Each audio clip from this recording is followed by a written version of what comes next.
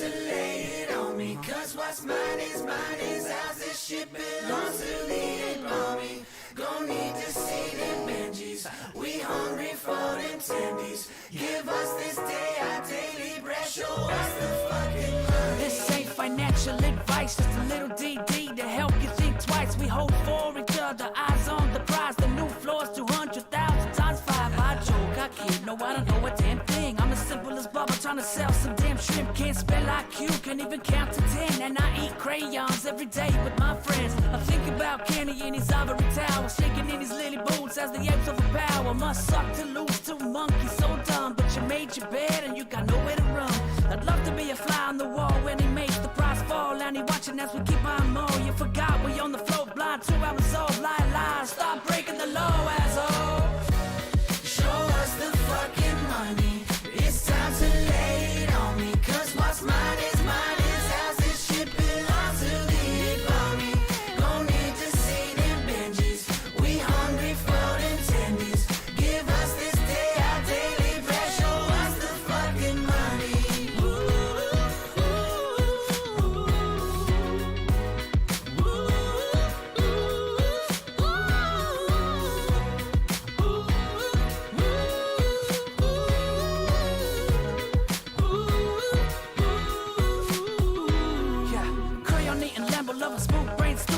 Throwing all my money at the streets like a quarterback. If you D don't mean a thing, water up a duck's back. Apes not leaving nothing till we get the money stacks. Monkey see, monkey do, monkey hold until we're blue. Monkey magic coming through us monkeys on the moon. Double digit IQ, tendy loving baboon. Right here we got more smoothies than a jumbo juice. Probably thought you coulda made us sell all the gooder. And hell, we maybe woulda, but we more zen than the Buddha. The floor, 6 figures ain't selling for less. You took on the ape nation and you're fucking with the best. We hold for each other, my sisters and my brothers, the fighters and the lovers. We don't need another fan because we huddle through hard times and struggle cause we just a couple of dumps in the rough.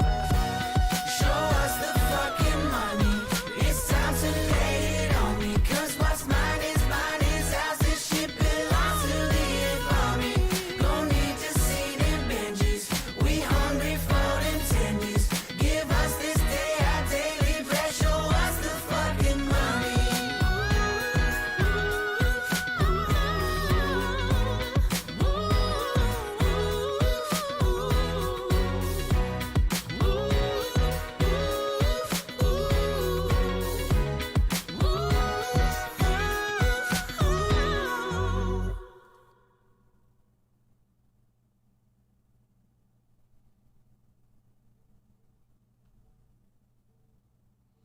Hello. What is going on, Moon Gang? Happy Friday, October 8th. I hope you're having an absolutely fantastic day. Hey, it's Friday. It is Friday, apes. What is going on? I'm just going through some news over here. Seems like it could be a very, very exciting movie weekend. I'm going to talk about that in a little bit, but we have a lot to go over. As always, we have some movement. We're in a big volatility time, so there's always quite a bit to discuss. And I don't want to really, I don't want to waste too much time because you never know what kind of rants and everything I'm going to end up going on. So very quickly, before I get into all the exciting stuff, obviously I know that there were some mic issues yesterday, so I basically had to redo everything. So I'm hoping, let me know, mic good, mic bad. I think I have it back to what it's normally at, but let me know the volume levels. It actually seems like it's coming in a bit hot. Hang on. Let me see if I could just do there. This, hello, testing audio. Oh brother. All right, there we go. I think this should be good now. Let's really test this. Oh, brother. Hi, Matt Kohrs. This is Ken Griffin calling you from Citadel Securities. Hey, Georgie. I think we're good. I think we're ready to rock. I think we are super ready to rock. Let's do this thing. All right, 5 things you need to know before the market opens on Friday. The stock futures bond yields higher ahead of employment report. So the employment report did come out, just so everyone knows. As you can see here, very much off on expectations. They were basically expecting 500,000 new jobs right here. to show 500,000 non-farm payrolls to be created in September compared with last month's. So they were expecting the job creation to double up. Unfortunately, not so bueno. 194,000. So they were off by 300,000 jobs, considerable percentage off. That expectation was very, very wrong. And what you had here, right when it got announced, it comes out at 8:30. Look at this 8:30 wick on both the SPY and IWM. As soon as that news dropped, we saw this red, and it does seem like the SPY is obviously recovering very, very quickly. Russell 2000, not so much off of that news. Once again, the job report coming in a little bit weaker. In terms of positive news of what's going on, the Senate officially passed the short-term increase to the debt ceiling. House to vote next. I have a little bit more details on that for you. Senate passed a short-term increase to the debt limit. House to vote on it in the coming days. The Senate on Thursday, yesterday, October 7th, approved a bill to help the U.S. avoid a default on its debt in the next few weeks. Remember, Janet Yellen keeps telling us about October 18th, but this kicks the can down the road. The agreement allows the debt limit to increase by $480 billion. You know, I was thinking about that. $480 billion. They're just arbitrarily increasing it to get us to December 3rd by $500 billion. Now, I get it. I'm not an economist. I've never run an entire country before yet. But still, where's this money going, folks? That's a lot of money. We're not talking about 480 million, which a lot of us would still be like, whoa, that's a crap load of money. We're talking about 480 billion to get us to December 3rd? What? Like, who's running our government? Like, do we just have a bunch of addicts running our government? This number seems off to me. But anyway, it's a lot of money. Some that the Treasury Department allows us will pay bills until December 3rd. Folks, we're talking October and November. We're talking 8 weeks, and we're somehow going to burn through 480 billion? I mean, our boys Elon Musk and Jeff Bezos couldn't even individually pay that bill. That's crazy, and that's just for 8 weeks. That's an expensive 2-month run right there. The bill now moves the House, where Speaker Nancy Pelosi is expected to take up legislation early next week. So, look for this to get voted on the House early next week, and then a bullish reaction to it. That's my current, prediction on what's going to go down. But still, speaking about Janet Yellen, when I was at the gym this morning, getting prepped, getting mentally ready for the day, just proving to myself that I do have potential. I like her quote that just came out. It's flirting with a self-inflicted crisis. And obviously, this is in reference to the debt ceiling. Well, first of all, when it comes to the world of flirting, obviously our girl here, Janet Yellen, she knows a thing or two about flirting. So I'm going to take her as an expert on this. She knows flirting when she sees flirting. And I just think this is funny. It's flirting with a self-inflicted crisis. As is the insinuation of they could have figured this out and voted on it before, instead of putting peril on the market where all of our politicians loaded up at the low just to ride this back up. Yeah, I would definitely say this is self-inflicted, because the people who are, it wasn't a surprise. It's not like it came out of left field. Like, we knew this was going to be there for a while, and just in classic human nature, like, we just choose to solve it at the last second possible. But you get it from the love guru herself. It's flirting. You could officially call this flirting. I thought that was important to let everyone know about. U.S. oil nears $80 per barrel as natural gas takes a breather. Just so you know, this is the highest oil has been per barrel since November 3rd of 2014. So it's on a crazy run right now. A lot of this run is basically because OPEC and the associated allies, basically all these very important, influential families, decided to kind of constrain the supply. And when you constrain supply, obviously price goes up. So that's what's going down in oil.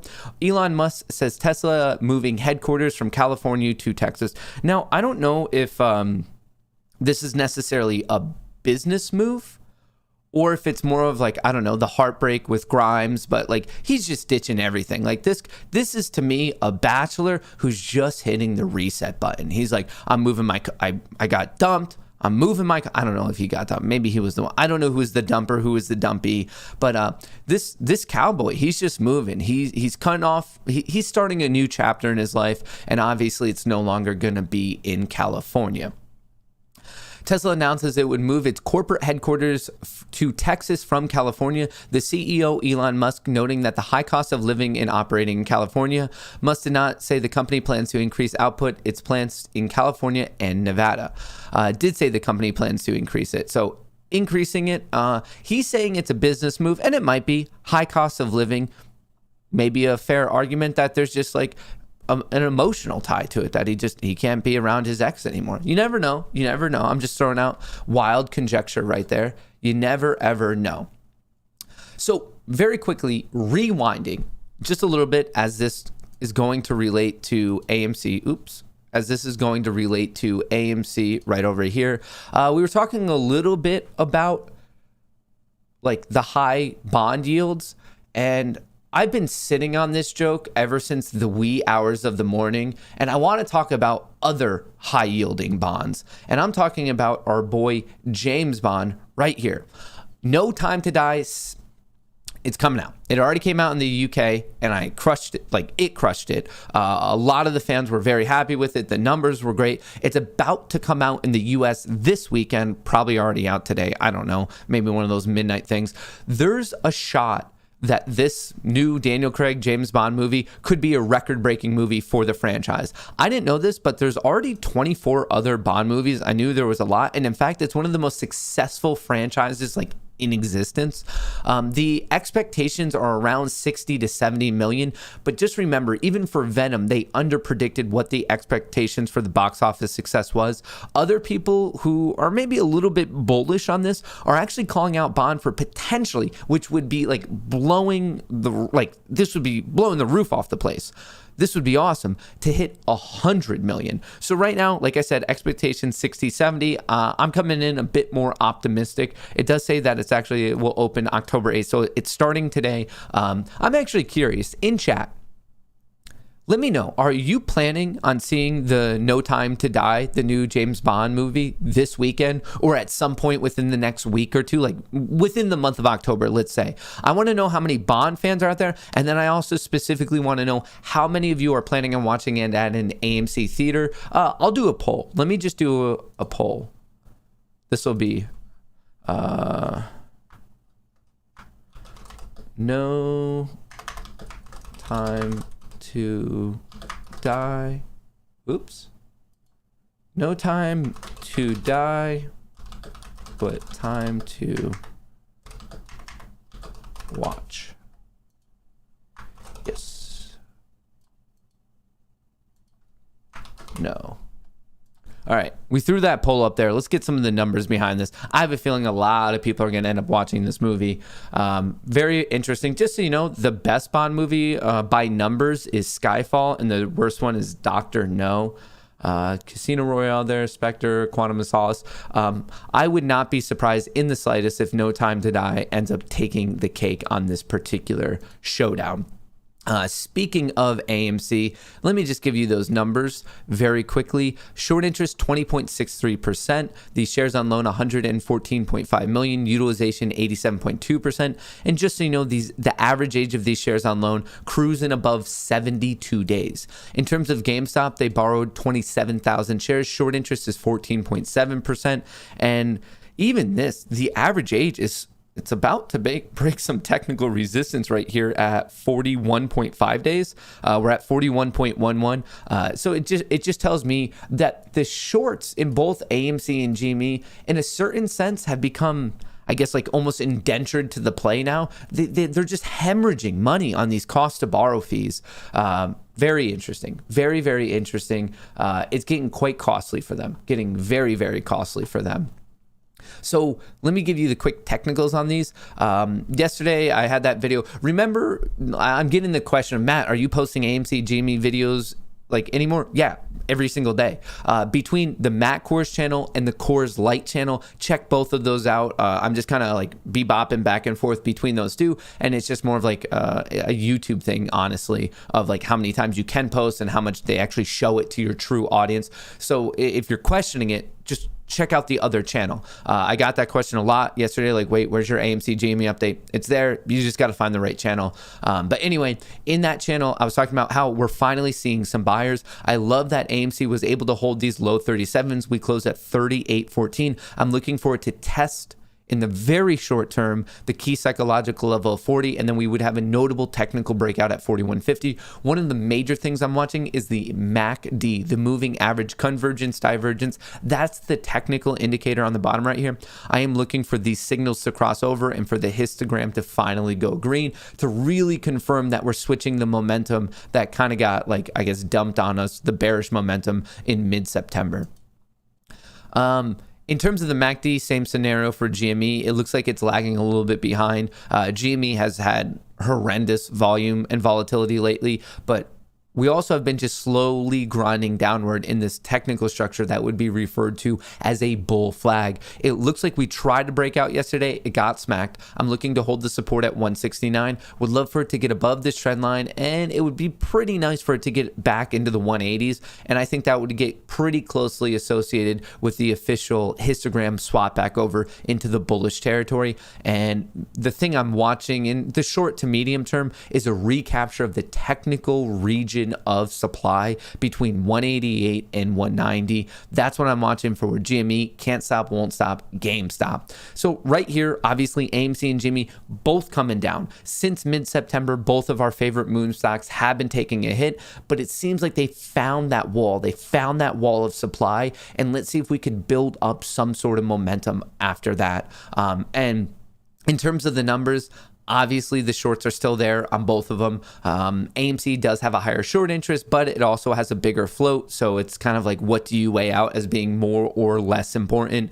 But other than that, we're seeing some ties, very strong ties to the S&P 500. So I'm hoping that they can successfully resolve whatever's going on with the political pissing match for the debt ceiling. We were so close to this gap fill yesterday. We hit a high of 441.68 and the gap fill is 441.70. So we were off by 22 cents. So now we have two gaps. We have a gap on the top side and now this gap down to 435.12. Eventually, I strongly feel that both of these gaps will get filled. Right now, as long as we continue to see this positive progress related to the debt ceiling, I would predict that the top gap would get filled first. But if you give it enough time, I feel strongly that they're both going to get filled. And I know we're talking a lot about MACD today, but it's just because we're about to see a lot of interesting crossovers. Hopefully, fingers crossed. Same thing on the SPY here, just on this daily chart and my background in knowing how some people are going to choose to position themselves. I think with this MACD cross, that could fire a lot of algorithms to go long on the overall market, which might get us a push all the way up to 445. In terms of the Qs, remember the Qs are struggling a little bit more because as the yield go up, that makes high growth, which is a lot of tech stocks, less attractive. So as you keep hearing the yield up, up, up, you could probably associate that with the Qs struggling a bit more. I'm not saying plummet in any way. It just makes it a less attractive investment. But overall, in terms of the Qs, I'm still looking similar to GME for this trend line breakout. Would love for the Qs to get back above 368. Once again, that's a bit more tech focused. And IWM, we have the Russell 2000. AMC happens to be the biggest stock within this index. We now have a gap below it. What is the gap to 220 and 20 cents.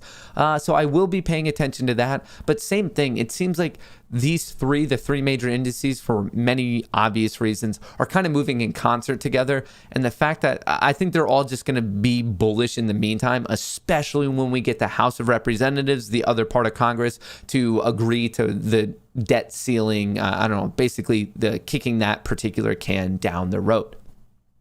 Let's talk a little bit about crypto. Bitcoin had this beautiful bounce off of 53,000. We had this level for quite a while, and it was just simply because it has reacted to it in the past. So it shot up above it, similar to AMC in the sense that Bitcoin seems to like to overshoot resistance and then come back down and turn it into support. So we had that multiple times. Look at this. It shot over 47,000, tested, shot over 50,000, tested, shot over 53,000 and a half, tested that. And now we're bouncing off of it. Obviously, I'm looking for the continuation. Ethereum Oops, let me go back to the 4-hour. Ethereum also looking great. Ethereum is at 3,600. When I made the SHIB video 2 days ago, Ethereum, I was like, oh, it's pushing 3,500. So this is on a nice move. It was at 3,400 in that time. Speaking of SHIB, it is bouncing back. It made a nice support at 20. I'm just going to call it 20. I don't feel like doing 0002.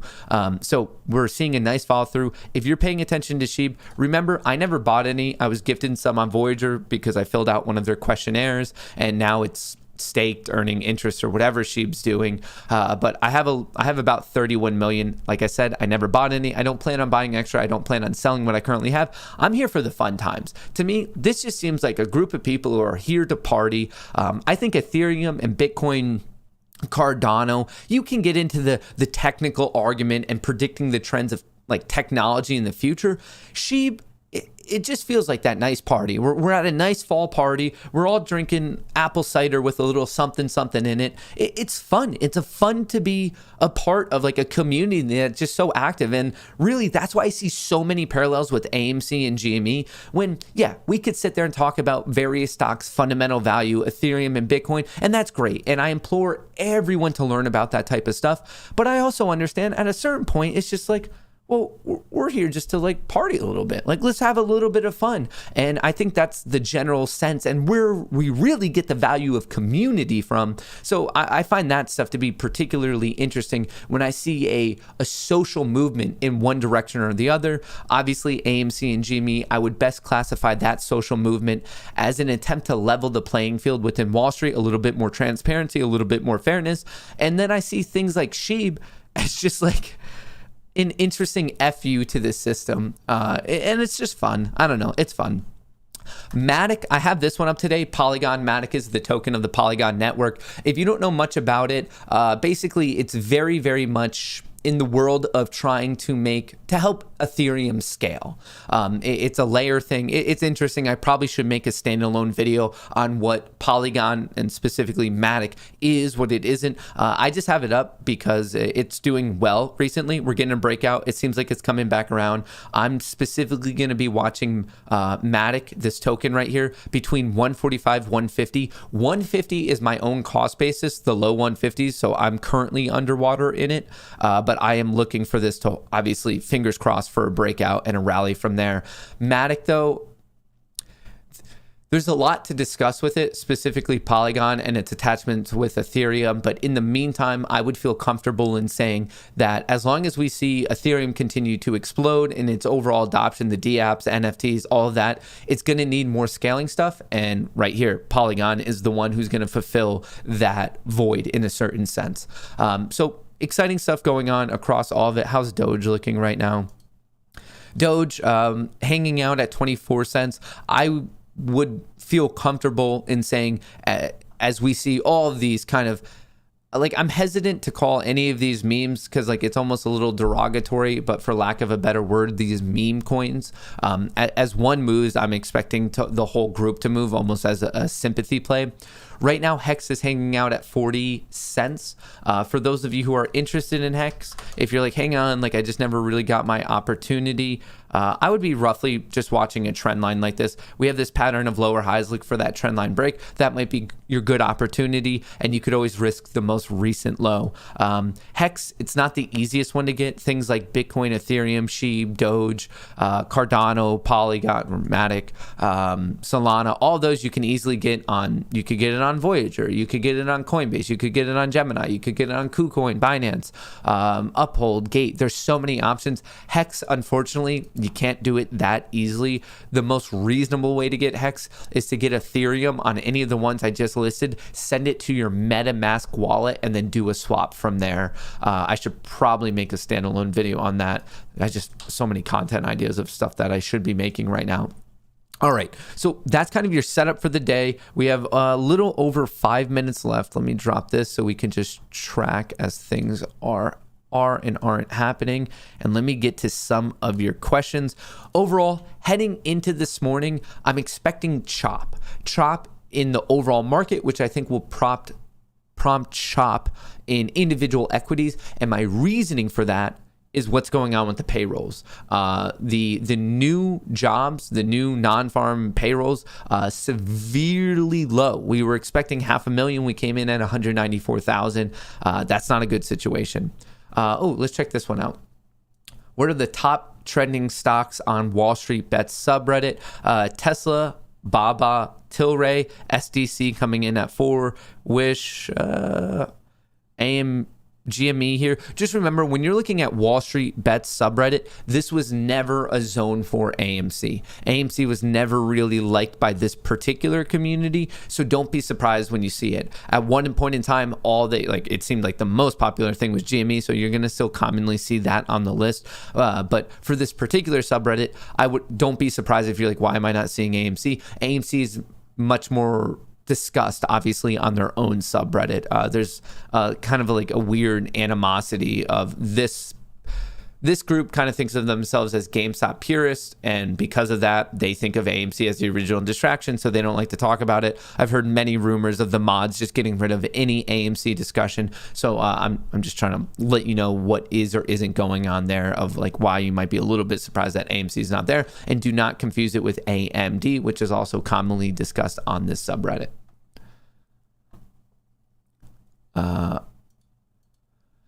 Matt is a hedgy. He won't talk about CEI. I've talked about CEI a lot, and I'm definitely not a hedgy. Hey, it's coming back. We know it got crushed by that Carisdale tweet. I know there's that big community on Twitter that supports it under Zach Morris. It looks like we have a gap up to 230, 229. To me, this means nothing. Remember, I don't put that much weight on pre and post market trading. I want to see how it goes, because it could just open here and then it might quickly want to gap fill. I never, ever think it's a good idea to chase a gap up or a gap down, because you just don't know. Like, you have to let it breathe. I 100% would always argue that people should wait, especially on active things like that, CEI. If you're in it, if you chased it and you were underwater, I get that it's exciting that it's coming back, and I truly wish you the best of luck. But if you have no position, I wouldn't argue that now is the time that you're just seeing a gap up, the time to chase. The risk reward is just out of whack, at least in my own opinion. If you want to just do it because it's a Friday and you're feeling lucky, I truly do wish you the best of luck. If you're watching right now, obviously I want you to make money. I'm not against any position. I just am sharing my own thoughts on everything. With CEI, I feel like I could be kind of more unbiased. I've never had a position in it. I have no plan on making a position, never long, never short. So on that one particularly, I feel like I could give you more of an outsider's opinion on what's going on from a technical perspective. All right, let me do some of these. All right, we have a little bit. Someone dropping in the super emote. Thank you. Gifting subs like a drunk Santa on Twitch today. Happy 100th episode day, buddy. Clubfoot Billy, shout out, man. We are going to do some fun stuff with it being the 100th episode. Oh, man, Kelly Ripa would never do that kind of thing. But then again, she's on national news and I'm on the interwebs. Anywho, yes, it is the 100th episode of Dumb Money of Moon Gang. I know many of you have spent many hours, and because of that, we're going to have some celebrations. And what I'll be doing when the market gets going is basically I'm just going to throw out a tweet, and all you have to do to get entered into it is just to respond to it. I just need to get a list of people who respond to it, and then you have to be subbed to this YouTube channel and also the Kohrs Light backup channel. And with that, we're just going to be giving away stuff like a drunken sailor, just giving it all away. We have some shirts, we have some shoes. I'm going to give away some Discord spots in the Moon Gang Discord server. And if you guys have any other suggestions, we could do it. Oh, actually, hang on. On top of all that, of giving away a bunch of stuff, let's get a discount going on the merch store. Merch store, 20% discount. Make the code. All right, I'll let you know when this is live. We're going to do it all. We're going to have a fun day. It's going to be a fun day. I feel very fortunate that the 100th episode lined up with a Friday just so we can sit here, party, listen to some music. It's going to be a good day. Going to be a good day.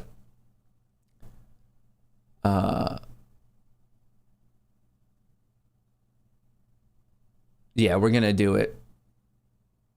Someone just had a really good idea. Okay, we could do that as well. Oh, let me write all these down. We're just going to be doing a lot.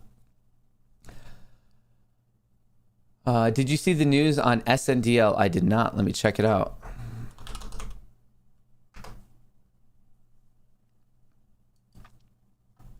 Trading after the company announced it would acquire Alcana. It's acquiring a company. A liquor business. The company will also benefit from the increased Canadian cannabis exposure through Alcana's Nova Cannabis brand. So it bought a Canadian cannabis alcohol liquor business thing. Interesting acquisition. It's beefing it up. That's good. I've made this very clear that I'm definitely bullish on the overall marinara industry.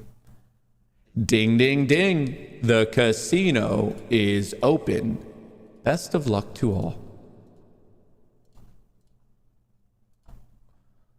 All right. Let's get going today. Where are we at? If you ain't in the stock market, where you at? Those TikToks always get me. If you ain't on the river, then where you at? If you ain't fighting for market transparency, then where you at? All right. Let's do this thing.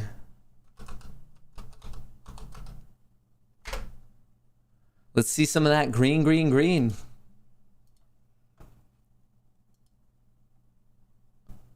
All right.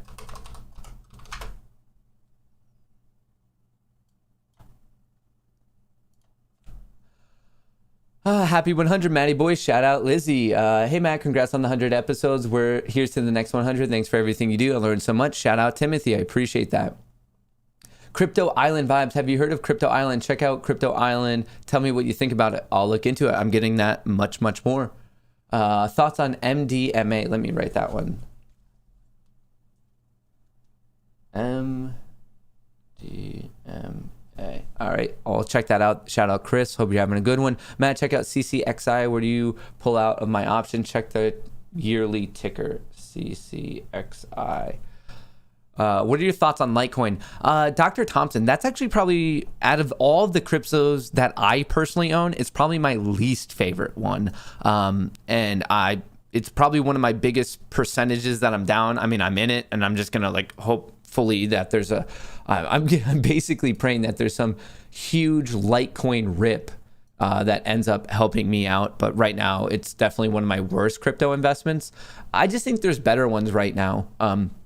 In terms of excitement and community right now, I think Sheeb and Doge are obviously important ones. I know Ripple has a very ravenous community support. Cardano's getting there.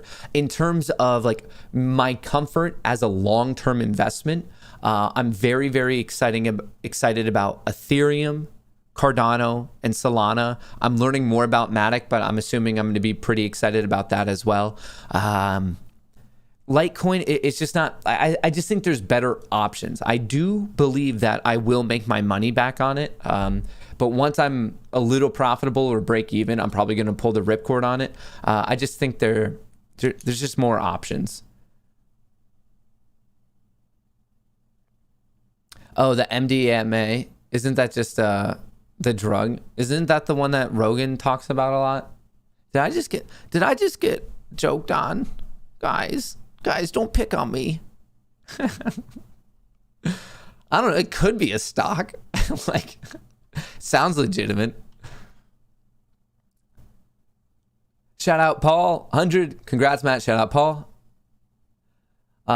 For Jane Dot stream all day since it's the 100th episode. Unfortunately, I'll be unable to. I just have so much going on today. I'm very, very excited. So yesterday, I was able to do the interview with Lisa Brunganza, the lawyer who's been on Making Money with Charles Payne, to talk all about the legal issues surrounding Robinhood, Citadel, the SEC, the Fed, political trading, social media. That interview is absolute fire. It is coming out this weekend. Do not miss it. A lot of interesting insights from someone. She's previously worked at the SEC, and now she's kind of a defender for individual traders and investors.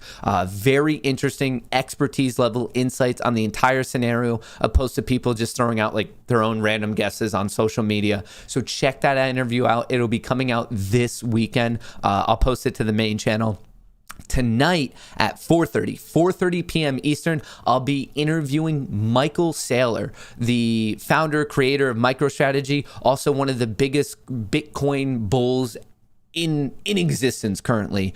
So Michael Saylor, founder, creator, MicroStrategy. MicroStrategy itself has 100,000 Bitcoin on its balance sheet. That's going to be an exciting conversation. It's going to all be about crypto, the Fed, these altcoins, the entire crypto landscape at this moment in time. Once again, that is 4:30 p.m. Eastern today. So I don't know what you're doing tonight, but free up your schedule. It's going to be an awesome one. So make sure you're checking that out. The link for it is like the first or second link in the description of the video. So you can get it there. It's free. It's completely free. Then tomorrow I'm doing that interview in conjunction with TTG. Tomorrow I'm doing another thing with TTG to talk about social sentiment trading. The sign up for that's also free. And then on Monday, I'm doing a podcast with Dave Lauer to talk about market structure, retail traders, market makers, payment for order flow, dark pools, all that good stuff. The sign up for that's there.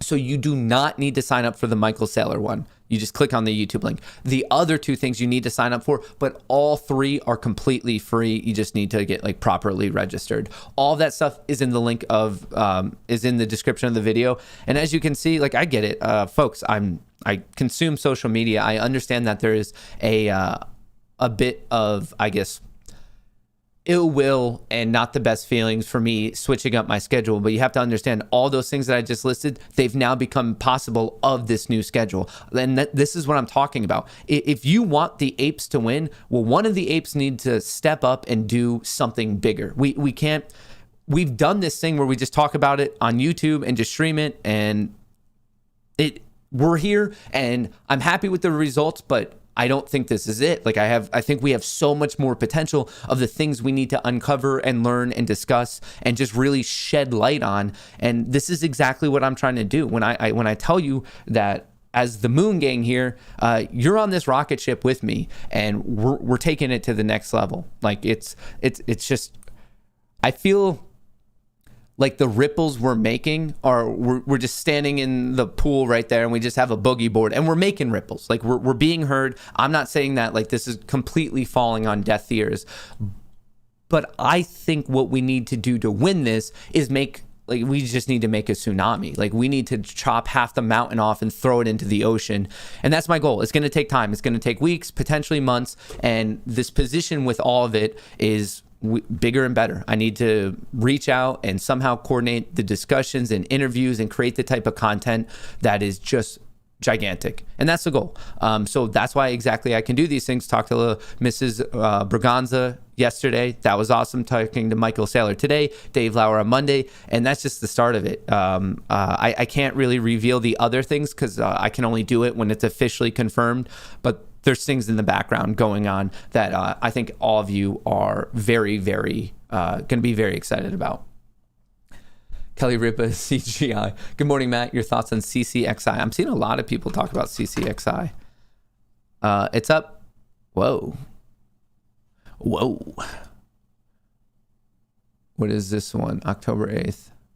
CCXI has surged after the company secured U.S. FDA approval to treat patients on anti-neutrophil cytoplasmic autoantibody associated vasculitis. Those are like, out of those past 8 words that I just read, I don't even know 10 of them. So FDA approval. That's when I'm talking about the biopharma industry and the biotech industry. This is a good example of like how I say it's just binary. You don't know if a test is going to go well, FDA approval or disapproval, something like that. Obviously, this one got FDA approval. The perceived value of the company shot clearly through the roof, and that's why it's up 76%. I think a good question from here that a lot of you are asking is it worthwhile to chase? I don't think so. But that's also because I feel uncomfortable trading biotech and or pharma stocks, because that's not where my expertise lies. I don't know how good that drug is or isn't, or that testing mechanism or whatever it really was, to the point that I don't even fully understand those words. So I trade what I know.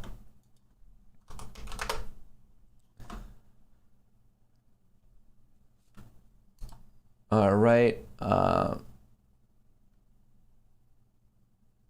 How does MMA preferred shares work? Up 90 cents a share, sell only, no buy. Yeah, so I saw that. However, that was registered. They're doing it again. I saw a lot of people who have it on Robinhood was saying that they're like, yeah, why is they're doing it again? The preferred shares are just more of a marker from the TRCH special dividend. It's like a marker that you get that. But in terms of the brokerage is not allowing people to buy, I don't understand. Is it maybe because there's only a certain amount? Like, that's just not something that I've been truly following. If you want to know more about MMAT, the special shares, and the TRCH acquisition, I would say the main person I know of in this world, the ape community, that's been closely following it is Trey's Subway Cup. He's been tweeting about it, so check out that Twitter. Michael Saylor is a legend. Good luck with the interview. MK hitting the big time. I appreciate that, Paul. Autoplay had me stuck on an old stream for an hour yesterday, January 29th. Our first battle scars. Happy 100, man. Glad you're a part of the community. Shout out the Lord King. I'm happy you are. Joe, have you tried DMT, Rogan? Matt, aka the best whistleblower I've ever seen. What's your thoughts on AMC low volume MOS coming soon because of the days to cover? No. Days to cover is just a theoretical value of if all the shorts wanted to cover simultaneously, how long would that take? It doesn't give you an indication of when the short might occur. That's what DTC stands for, days to cover. And in terms of the low volume, I want more volume. I want more volume to confirm technical breakouts. So on a nice breakout of 41.50, a gap fill up to 44, whatever that is, 20, whatever it is. I want that to happen on nice volume for us to stay up there. I don't think that people I've noticed in the community, are trying to associate volume, whether high or low, with bullishness or bearishness. I find that to be inappropriate. Volume is associated most closely with volatility, not bullishness or bearishness. You can have high or low volume with up or down days. Like, it's not like you need high volume for an up day and low volume for a down day. It's more so of talking about the phenomena of volume exhaustion, and what you see a very natural pattern of ebbs and flows within the stock market. You see periods of expansion, periods of consolidation, and it just goes back and forth, vice versa. And right now, ever since we started selling off, we have like a low conviction. And when I say low conviction, I mean low volume, as in not many participants are participating in that movement. We have a low conviction move to the downside recently, and now we're trying to break that. We could break to the upside with low conviction, as in low volume, or it could be the complete opposite. We could break to the upside with huge volume and a high amount of conviction. Only time will tell. I think a lot of it will be more so related to the headwinds and tailwinds provided by the overall market. So I'm definitely watching the Russell 2000, the S&P 500, and the Qs. I just want to see as much green as possible, because that's going to prompt more people and money managers to be risk on, as in their money's actively in the market. We don't want people to be spooked by the overall market where they're risk off and they take the money out of the market, because that means that some people who aren't necessarily apes might be taking their money out of both AMC and GME. Volume is done in the dark pool. Yeah, but that's all reported. We know the volume from dark pools. That's all fully reported. And also, is this going to come up again, this dark pool? So many other creators out there are misstating what a dark pool is and isn't. I don't know how to make this more explicitly clear.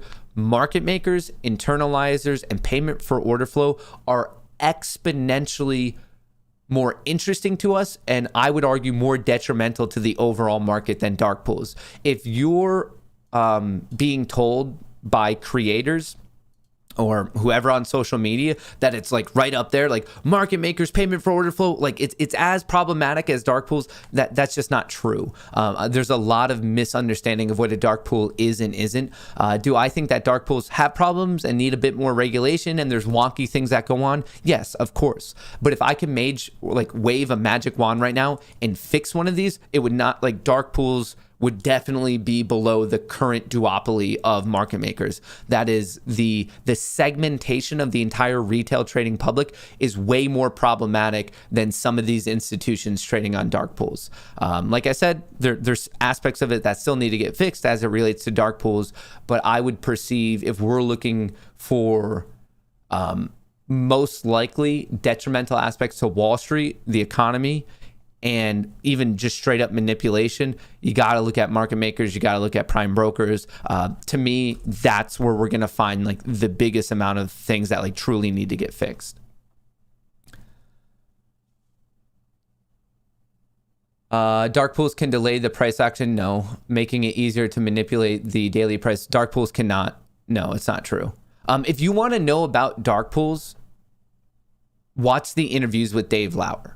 Like, I think a lot of people are taking their input on dark pools from YouTubers like myself, and you should not. Dark pools are very much a stock market plumbing, stock market structure issue, where that's where you need someone with a level of expertise. I'm literally telling you to not take your opinions on dark pools from anything on social media, including myself. Listen to the experts. Listen to people who have worked with dark pools, who have built dark pools, who have written books on dark pools. Don't just take it from some random Reddit post, from some tweet, from some YouTube video. I've been fortunate enough to have 3 separate interviews with Dave Lauer. They're all on my channel. Just search Dave Lauer dark pools and you could watch all of them and actually learn from a true expert, opposed to just some like thing that's, I guess, just really bending over to confirmation bias and saying, yeah, no, this is like what people want. I'm going to get views, so I'm going to say this because I know it's a good sound bit. In terms of social media, that's a great way to be adored. That's a great way to get views. That's a great way to be liked, because everyone's like, oh, no, he's on my side. Like, hoorah, rah. That's the person that's saying what I want to be true. But when it comes to your money, that it doesn't matter whatsoever. When it comes to your money, what matters is the truth.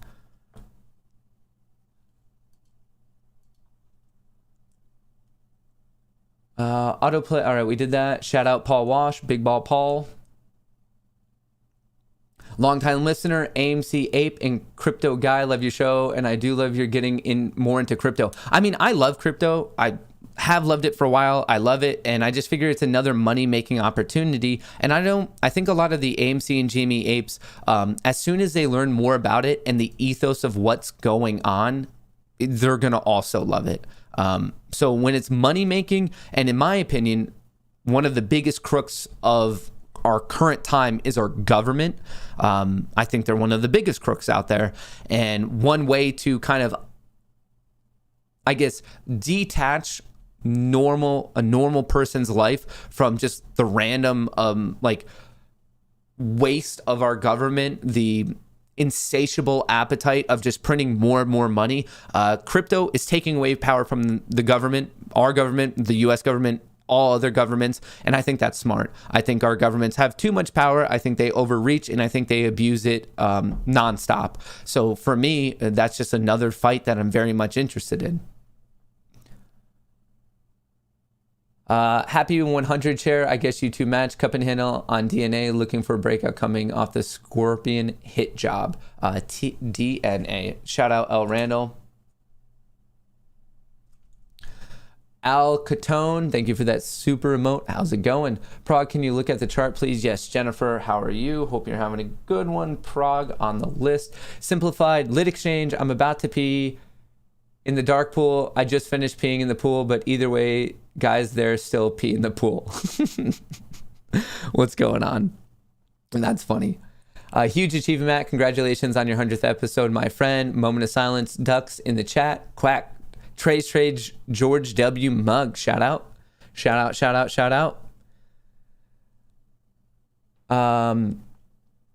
Matt Kohrs, the FUD is real in chat, but what about Stephanie and her thoughts on dark pools? So I think she's very, very good at understanding the volume analysis and trading methodologies related to dark pools.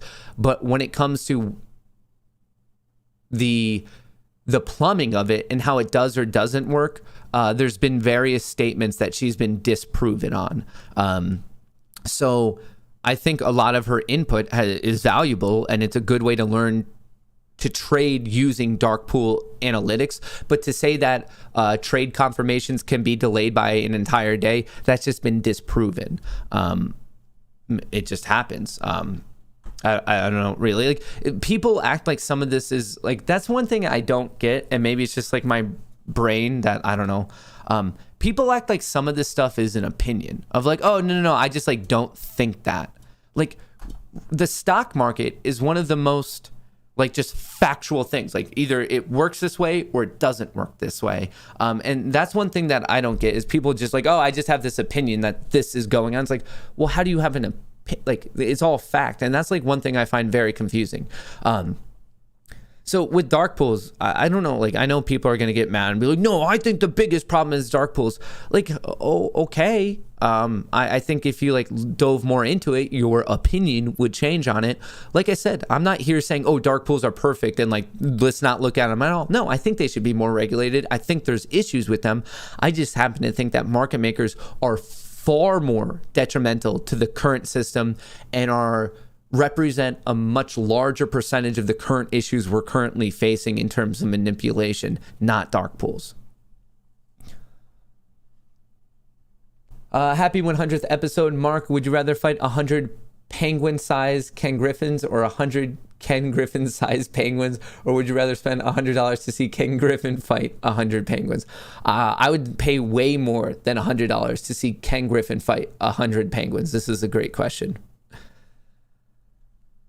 All right, SPY and IWM kind of dancing around, looking a little bit weak, but let's see if we can get a bounce off of it. AMC a little bit flat. GME has very low volume right now, 72,000. There's just no activity going on in GameStop today. No volume yet. Let's see if that can turn around.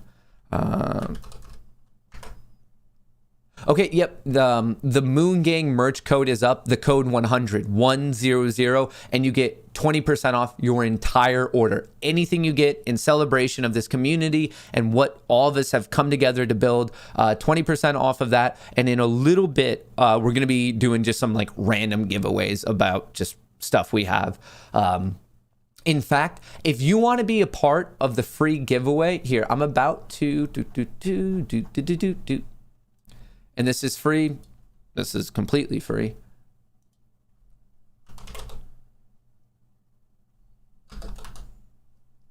All right, let me get this. Let me just get ready so everyone can.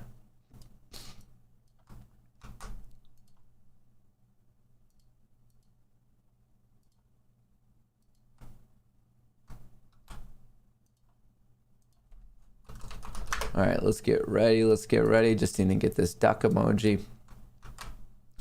All right, so this will be hopefully easy for everyone to participate. All right, sweet. I think we are good.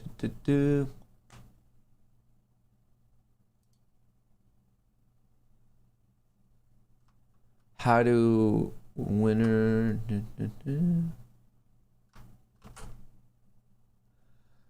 use filters? All right, so I think the way this is gonna work is I just tweeted this out to get into it. Yeah, just somehow engage with this. I think you might have to comment or whatever. Just engage with this. Follow this main channel on YouTube, Matt Kohrs, and then also the backup channel, Kohrs Lite. So that's how, just engage with this. This is going to be the list that I'm pulling from, and then I'm just going to cross it with the subs on the two channels. I have this fancy schmancy, like, thing right here where you load it up and then you could check it, add the filters to follow on other random things, and we're just going to start picking some winners. But I'm going to let that ride for a little bit just so people can like have the time to engage with it. Just tweeted out Matt_Kohrs. That's my Twitter, Twitch, Instagram is Matt_Kohrs. Oh, one thing I need to talk about.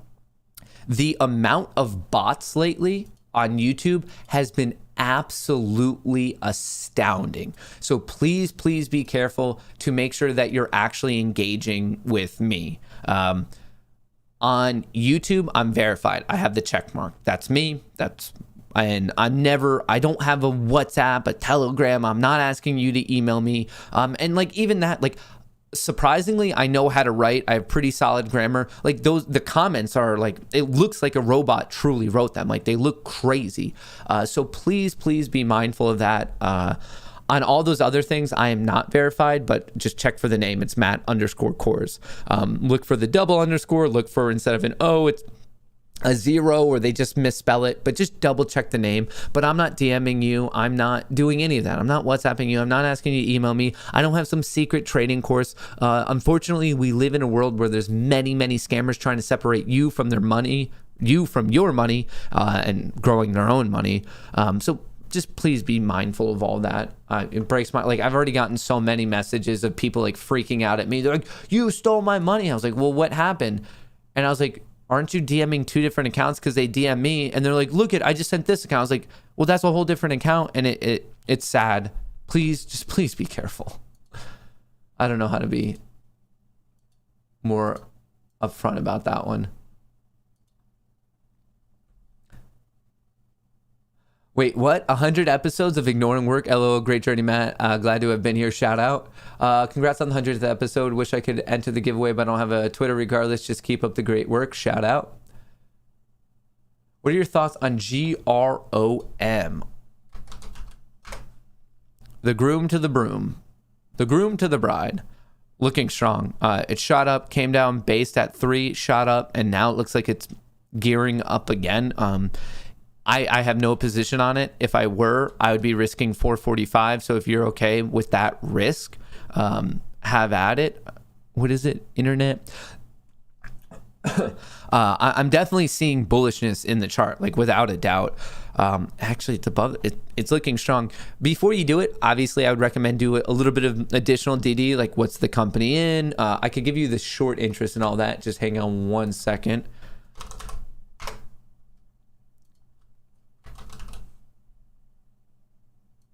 All right, looks like it's Groom Social Enterprises. So it's not a short squeeze play. The short interest is sub 10%. So I don't want any, like, if anything, this is just like a low float push stock. It's an extremely low float stock. So this just might be a low float push. This is not something that I would diamond hand and hold on to forever. This would be a very active day trade or swing trade. That's how I would personally perceive it. Definitely not something that I'm like, I'm riding this up to like whatever value. I don't see it as a short squeeze play. The short interest is coming in sub 10. It just seems to be a low float excitement stock. Just from my initial perusal of it. They can buy in a DP where it doesn't affect price and sell it where, no, that's actually wrong. Big Bird bag holder. I don't know where you're getting that. They can buy in dark pool where it doesn't affect the price and sell it in a lit where it does per Investopedia. I've read that Investopedia. That's not what it says. When you buy on a dark pool, it does still have a material impact on price. And that's exactly that. And that's an important part. Like, I'm not like that. That's the main crux of the argument of dark pools. But we debunked that notion with Dave Lauer. And even if you, like, I just pulled up the dark pool thing over here. I think you're misunderstanding what they're saying in the Investopedia.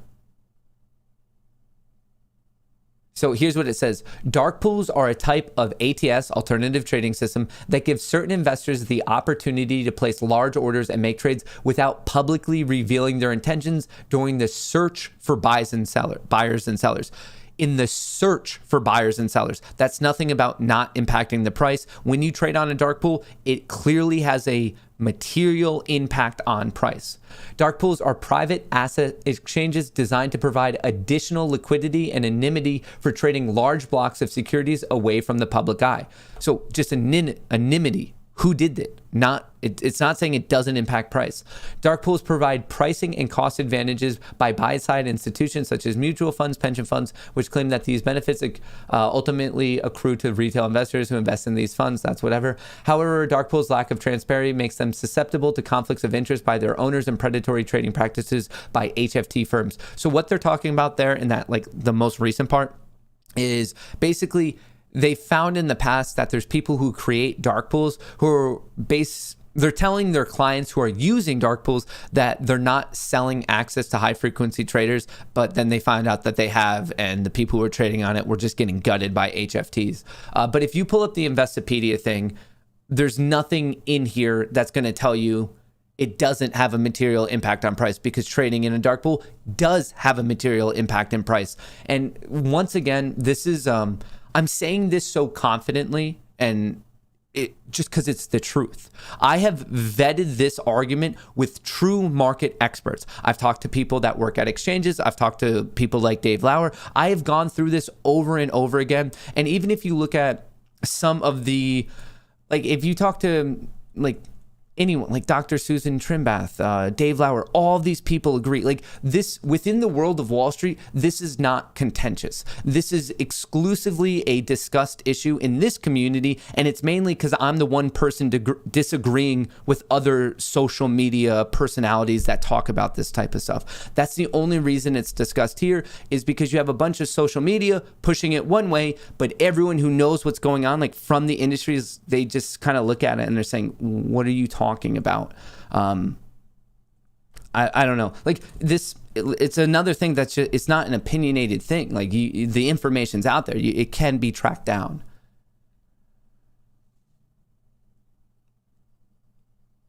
Oh, hey, my second month being a member lines up with my 100th episode. QWERTY, I love that. Shout out. I appreciate you being a space ape. Marcus, about to order some Moon Gang merch and load up on shares. Question about REI. Just past long-term resistance. Looked prime for a breakout. REI. Is this the outdoor clothing?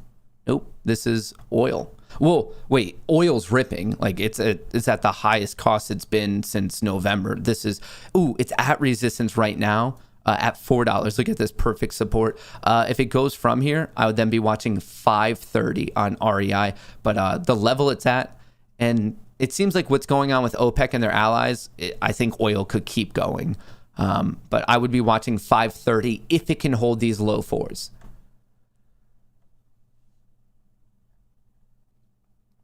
Happy 100th. I learned a lot. Here's to apes, ducks, cantaloupes, waffles, Corollas, sacrificing Greg's, lemon and lime squeezes into the moon.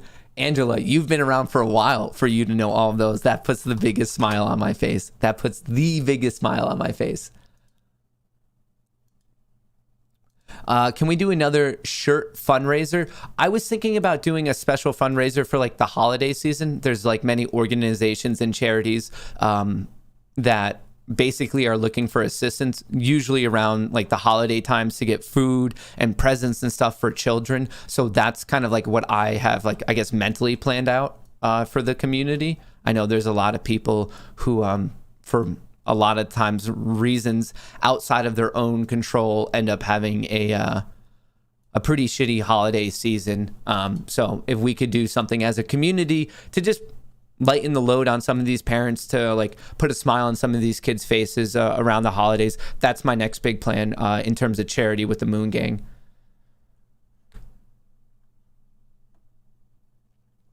All right. Look at JOBY, Tesla the Sky. What are your thoughts? Yeah, so JOBY, how do I? Here, I'll just copy this.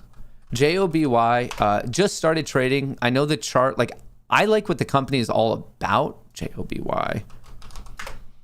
But it looks very wonky as a chart. So if you're in it right now, it's in no way for a technical reason. It would just because like you believe in the future of what this company is doing. You would have to like the leadership team. From a technical perspective, I don't see anything too crazy. I looked into it, the vertical takeoff and landing for basically like taxi stuff. It is really cool. I do admit that. But from a technical perspective, I'm not the craziest about it right now. So if you do get into it, I just ask, like, I think it's most logical to look into the fundamentals.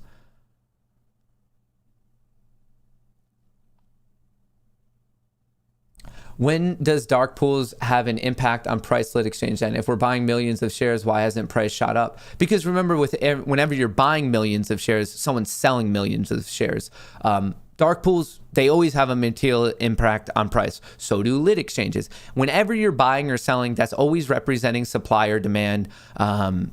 And you're always going to have a material impact on price. There are certain mechanisms in which price discovery could be a little bit hampered, but that's different. Price discovery is different than a material impact on price. Very, very different, in fact. I think there's a core aspect of the functionality of the stock market that some of the newer apes have like not really thought about yet. Whenever you buy stock, someone is selling you that stock. It could be another ape, it could be a hedge fund, it could be a bank, it could be a pension fund, it could be a high frequency trader, it could be a market maker, it could be anything, but you're buying it from someone. There's only a certain amount, and it's not like you're buying it from a pool, like an unclaimed pool. You don't buy from the ether, you don't sell into the ether. Every transaction has a buyer and a seller. All buyers equal all sellers. The amount of shares bought in a day equals the amount of shares sold in a day. It's the basic axiom of supply and demand and how our market functions. For whatever reason, I don't think people like conceptualize how that would work. And the next follow-up, and this is a great question. I'm sure a lot of you are like, wait, what? How, if buyers always equal sellers and sellers always equals buyers, how does the price move? That's a great question. The answer is every transaction has a buyer and a seller. That's how we actually transact. The difference is what price are those two willing parties agreeing on? If all parties involved in AMC, like buyers and sellers, right now, just right now, this second, if everyone were to agree that AMC is worth $45, it would be trading at $45. If everyone thought it was worth $30, it would be trading at $30. The price you see is the equilibrium between supply and demand. Another way to put that, it's the equilibrium between the aggression levels of buyers and sellers. Are buyers willing to buy at a higher and higher level? Are sellers willing to sell at a lower and lower level? You don't know. And that's the price is the equilibrium that the market has found at that moment in time.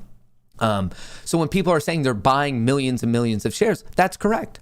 For example, right here, AMC currently has traded 5.85 million shares. So let's just call it 6 million. That means that 6 million shares have been bought today and 6 million shares have been sold. It happens simultaneously. That's why it's called volume. It's not called buying volume. It's not called selling volume. It's just called volume because each transaction has a buyer and a seller. Let me know if that makes sense, Danny Diebold. Let me know if I confused you more, because this is an important concept that a lot of us need to understand, and that's a great question. If you're thinking it, there's a good chance that there's hundreds of other people in here right now having that same question, and it's important for us to understand what it does or doesn't mean.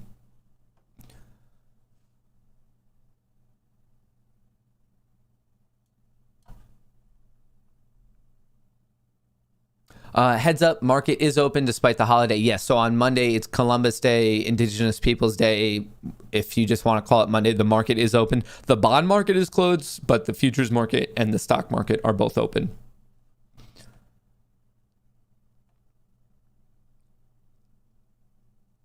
So no fish, or did I miss you saying something about it? What's going on, Sean? Regular episode 100, congrats. Greg, episode 100. Episode 100 was an inside job and a distraction. Wake up, sheeple. Happy 100 episode. Shout out. Can you please make a Tesla trade? So the Discord was talking about that yesterday of how it was moving. And I was like, I could ruin it by going long myself, or I could send it to the moon by getting puts. And I just didn't want to ruin the party for everyone. So I ended up not trading Tesla. If you naked short there's no seller. No, you are the seller. If you naked short, there's still a buyer and a seller. There's not a share loaner. That's completely different. Even when you're naked shorting, there's still a buyer, there's still a seller. The hedge fund, the naked shorter, is the one who's selling, and someone on the market is the one who's buying. In the scenario of naked shorting, there's not a share loaner. Still a buyer, still a seller. There's always a buyer, there's always a seller. There's no way around that. You can't just buy from nothingness, and you can't sell into nothingness. There has to be a player on the other side of the trade. Naked shorting, it just means that they sold shares that they never borrowed from someone. There was never a proper borrow. There was never a loaner in that scenario.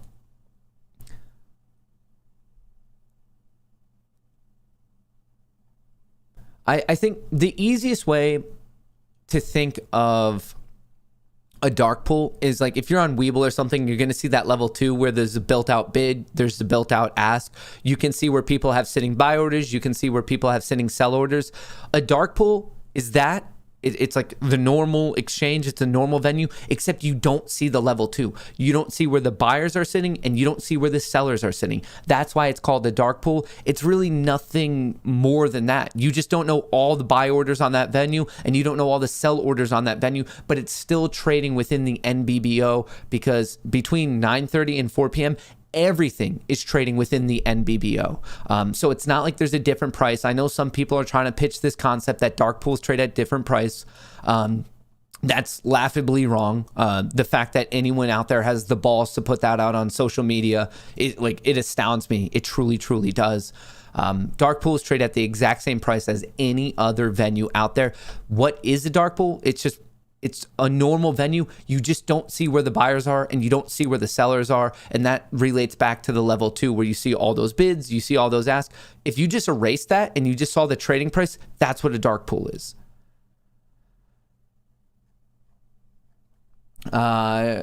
Transferred from Webull to Fidelity. Webull held one share, got confirmation that the sell of the share went through. I never agreed to that. Any way to contest it? I've never heard of that. I would just reach out to the support team. Was it, they can't transfer a fraction of a share? So was it a fraction? If it was one full share, that seems weird.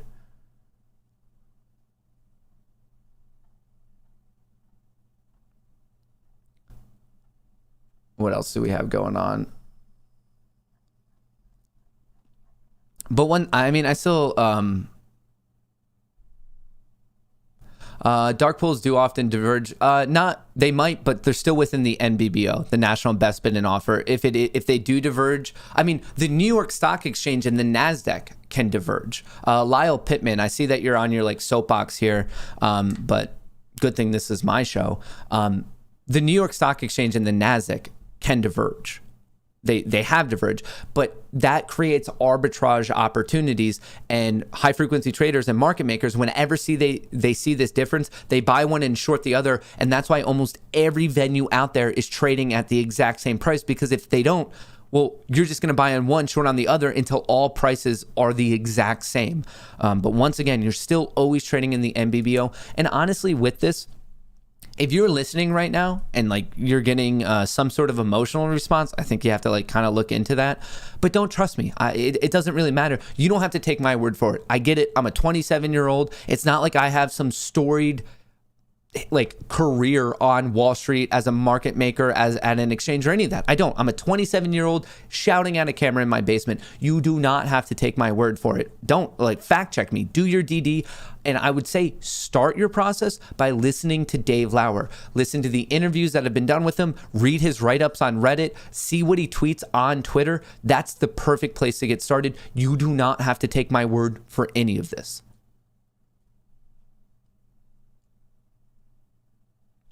Hey, Duck Boy, sending you a message from another account. Seems like I'm shadow banned. Richie Thomas, been here over 5 months. Jackie and Trey's would remember. No, say or go. Either way, it's cool because it's your B-day.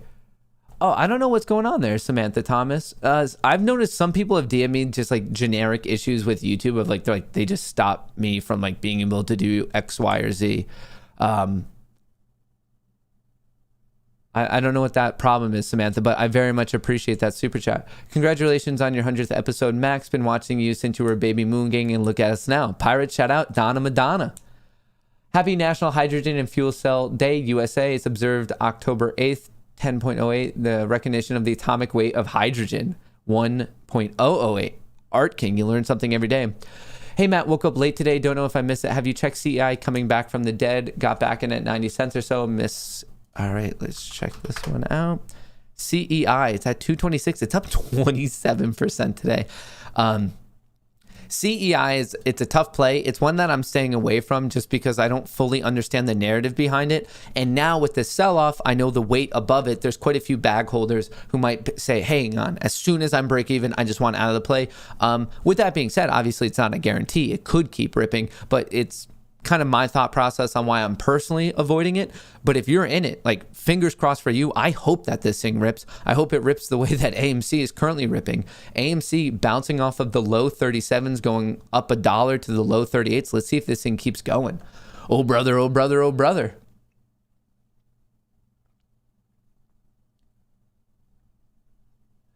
So when Robinhood stopped AMC from buying back in Feb, how did the stock move if no one could buy? People would sell shares, but if there's no buyer, no, there was like Robinhood stopped people from buying, but not all brokerages did. There were a handful of very popular brokerages that still allowed the trading of it. Just remember, because Robinhood stopped the buying, that doesn't mean all brokerages across the entire market did. That's a very good question, Brandon. But I mean, it stopped a good percentage of retail people from buying, but I mean, the institutions and the banks and the hedge funds were still doing what they wanted. It's not like they trade on Robinhood.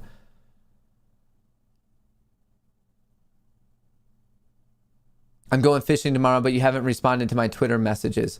Sean, I don't know why. My Twitter DMs, my last one is from 6 days ago. My Twitter DMs are not uploading whatsoever. They're not updating. Sean, maybe if you could try again. I mean, I would love that. I'm having the worst issue.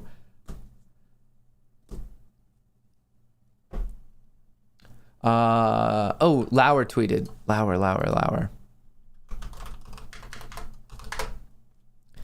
Lauer. Merrill Lynch just got fined $850,000 for reg show violations that are primarily focused on improper netting of positions to eliminate FTDs. Action says FTD obligations were reduced while shorts were not. Wow. Wow.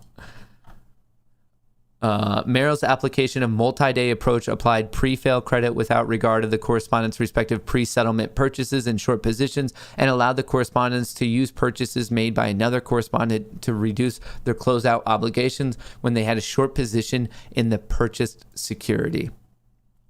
So that's one of the issues that we're seeing is like, yeah, we know these FTD numbers, but there are, as you can just see, mechanisms in which FTDs can almost be hidden, and they're just not reported because they're like, oh, we found this workaround where it's technically not an FTD, which is just crazy. Is Webull going to be okay to trade when the MOAS happens? I'd like to think so, but I also don't think it's necessary to take the risk. If you're in the US, there's no reason to not be on things like E-Trade Pro, Fidelity, Interactive, a place where you can route your own orders. They're just more a legitimate, quote unquote, professional brokerages. I think the easiest one to be on is Public. I think one of the biggest problems we really see is just we're not getting that many trades done on a lit exchange, which is why I'm a fan of Public. If you want, you could go on Fidelity, just make sure you're routing your orders. You have to manually do it. You could do that on TD, which their platform is called Thinkorswim. You could do it on E-Trade Pro. You could do it on Interactive Brokers. I just find, I think some people might be like, oh, wait, that's a little bit too complex. I don't want to manually route every single order. So if you don't want to do that, you could just sign up for Public. You could just go to public.com/Matt Kohrs. The link's there. But you get free stock. It's free trading. They don't have options trading. If you're an options trader, I would probably say your best bet is either Interactive Brokers or TD. I do like their options platforms. Just so you know, if you're in the world of options trading, there's pretty much no way around payment for order flow. I don't know of anything that allows options trading that excludes payment for order flow. So that's just going to be par for the course of what's going on there. But in terms of stock trading, you can avoid payment for order flow. And The reason why I'm talking about it is because it's a part of the overarching issue of getting more trades onto lit exchange. If I had to classify like one of the main things I'm going for now and better articulated, it's getting as many trades as we possibly can on a lit exchange, and getting rid of payment for order flow would very much help with that. I read a MarketWatch article, CEI is on the verge of being delisted this month. I'd be careful. Congratulations on 100. Shout out Adventure Joe. So is AMC price suppression a real thing or just Reddit misinformation in your opinion? I guess it depends on how you talk about, like, it's how are they defining suppression? Like, I would have to read like the specific article. When people just say, oh, it's suppressed, it's suppressed, it's suppressed. I mean, I need a little bit more like evidence and DD to like go off of it and some sources to dive into. Do I think that there's manipulation going on where supply is bloated and demand is hidden? Yes. So if you're saying that as suppression, yeah, but I guess I would need to dive into like the specific reason for them calling something suppression. For me, that's how I would say, yeah, I think there's suppression through bloated supply, hindered demand, which pushes the equilibrium of price lower. Hey Matt, congrats on 100. My B-Day was yesterday in Midwest. Would feel like a great B-Day weekend. Can you pull some strings? Shout out to all the apes. Stay strong. Shout out JC. Hey Matt, excited for the new show format. Congrats on 100 episodes. What are your thoughts on PROG or text data? Sorry if I repeat a question. Epitome of mediocrity. PROGs, the data is sky high. It's definitely sky high. Does getting turned on the count as an emotion? Does getting turned on count as an emotion? I believe I'm a very emotional trader. Congrats on the 100th episode. Here's to 10,000 more. Happy Friday. Matt Lowers here since February. Matt Lowers. Oh, that write-up. I forgot about that write-up. That was a good one. Shout out Oiled Field Trash.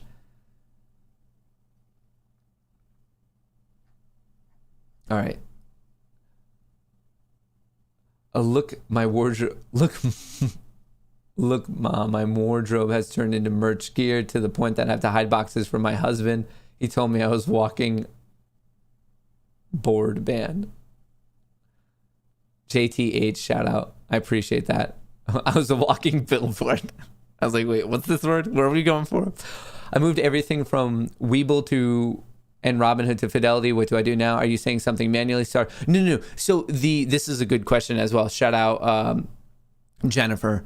When you're routing your orders, it's for your new trade. So if you transferred it, like, you're good to go, they're sitting there. This is all about the placement of your new trade. So if you're buying and or selling, you would want to route your orders. But for a transfer, you just transferred it. So like, you're good. That's not something you need to route.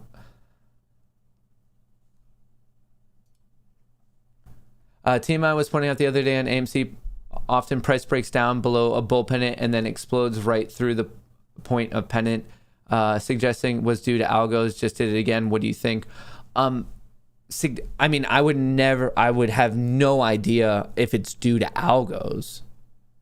Like, I mean, buying is buying. That's a good question. I mean, we could put out our thesis on that, but I would also want to backtext like the validity of it, like how accurate is the fact that we break down and then rip right back up. If anything, I've more so seen a pattern on AMC of just like kind of a weak open, then we bounce, and then we like kind of rip from there.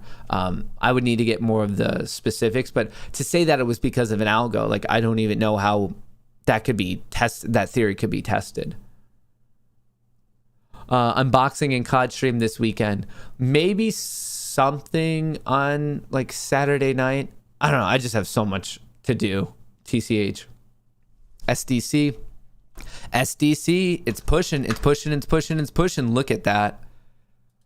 If you're in Smile Direct Club, congrats. This is looking hot tamale. If you're not in it yet, your risk is very far away. Like, very far away. So please mind your risk to reward. But if you are in it and you've been riding this up, I mean, this is looking good. Straight teeth and green account. Smile Direct Club, ticker symbol SDC, looking like a beaut.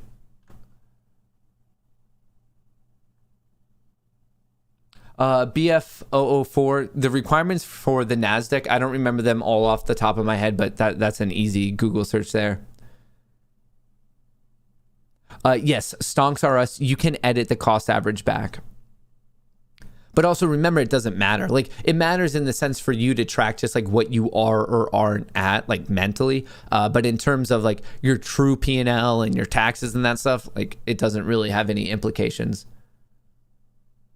Matt, I think you should use the motivation to finally be number one on the very real stair stepper machine. So the number one spot is currently 200, and I guess it resets every week. The current one this week is 200, and I have spots, I guess 3, 4, 5, and 6. I did 155 today. So when I did it, and I was gassed, I did 150 flights, and I was like, I need to go 33% more just to tie this guy. That's a lot of flights to do. Like, I was cruising for 30 minutes on the stair stepper, and that was 150. So I would need to go to 40 minutes, like literally at that pace. I would have to go for 40 minutes straight to tie them. Who knows? All right. Let's start doing some giveaways. So like I said, the Moon Gang merch. Let me show you this. All right. So the first celebration is 100 episodes. So the code, use 100 for 20% off your entire order, whatever you want. There's a lot of awesome stuff in here. The code is 100, 20% off. All right. But let's talk about some free stuff. So I'm going to give you guys like a couple minutes just so more people right here. The Duck Ape, just somehow engage with this. Comment, like, retweet, somehow get your engagement. Subscribe to the YouTube channel, subscribe to the backup channel, Kohrs Light, and I'm going to start getting the filter going. And from there, we're going to start doing some giveaways. What's a good number?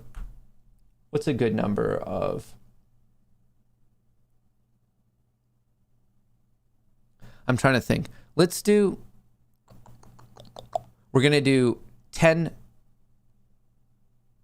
You know, everyone always does 10. Let's do 11. Let's get crazy with it.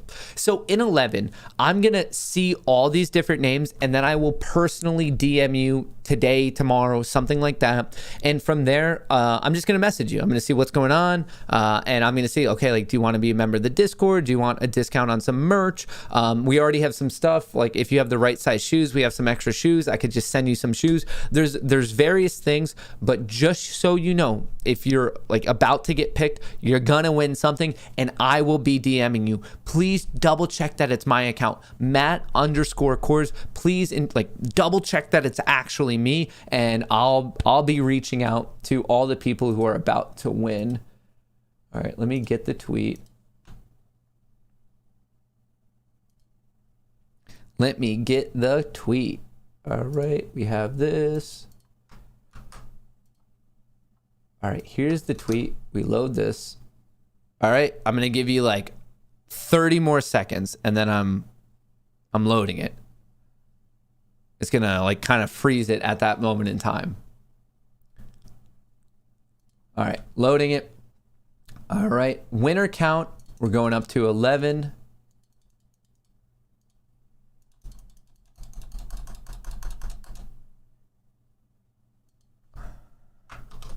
Apparently, hang on. All right, must follow.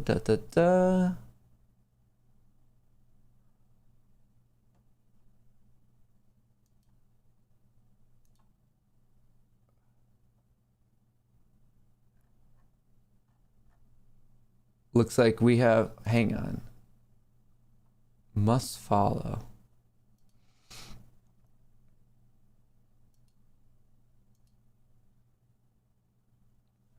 Let's hang on. Why?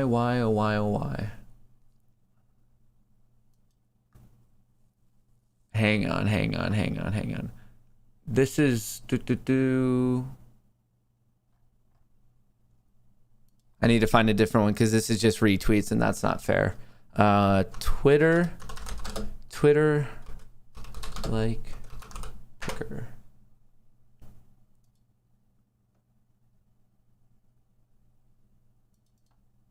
No, this is just retweeting. I don't want that.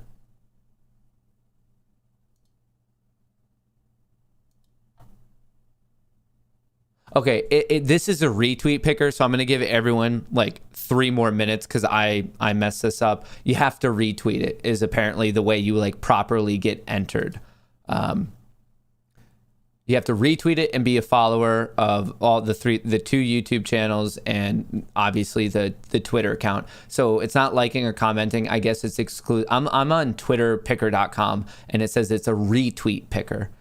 So I'm going to give you a little bit more time because that's on me. I messed that one up. But on a positive note, AMC is looking good, 38.23. GME is also looking good, 173. SDC is ripping right now. Congrats if you're an SDC. Man. Bitcoin, 54,000. ETH still going up. SHIB looking good. What else do we have? Let's go to some Cardano. Cardano hanging out at 230-ish. All right. What do you think of GAZ, Gazprom? I have an $8 call for December up 600%, rolled half to M50. December GAZ. GAZ. What is this? It's a mutual fund. I mean, it looks strong. Be careful of the little gap fill down to 27, but I mean, I don't know much about it. I would have to see like what's making up this.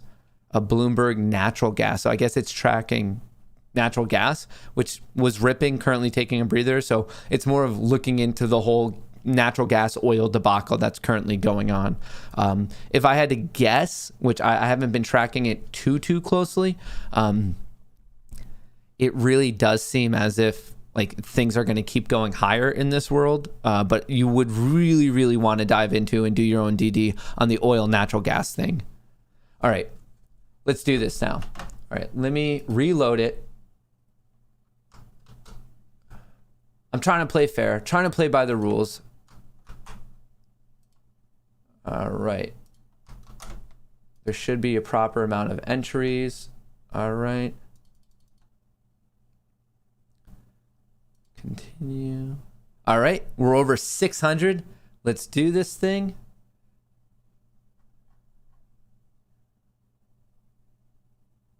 Here, I actually feel like I should show it just so we all know it's above board. All right, so here it is. We're going to the Twitter picker. We're loading in the tweet. Load tweet. All right. All right, we can only go to 10, so I'm just going to come back and do it again to get that special 11.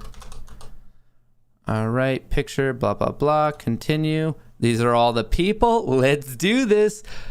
Oh, brother, we're doing a giveaway.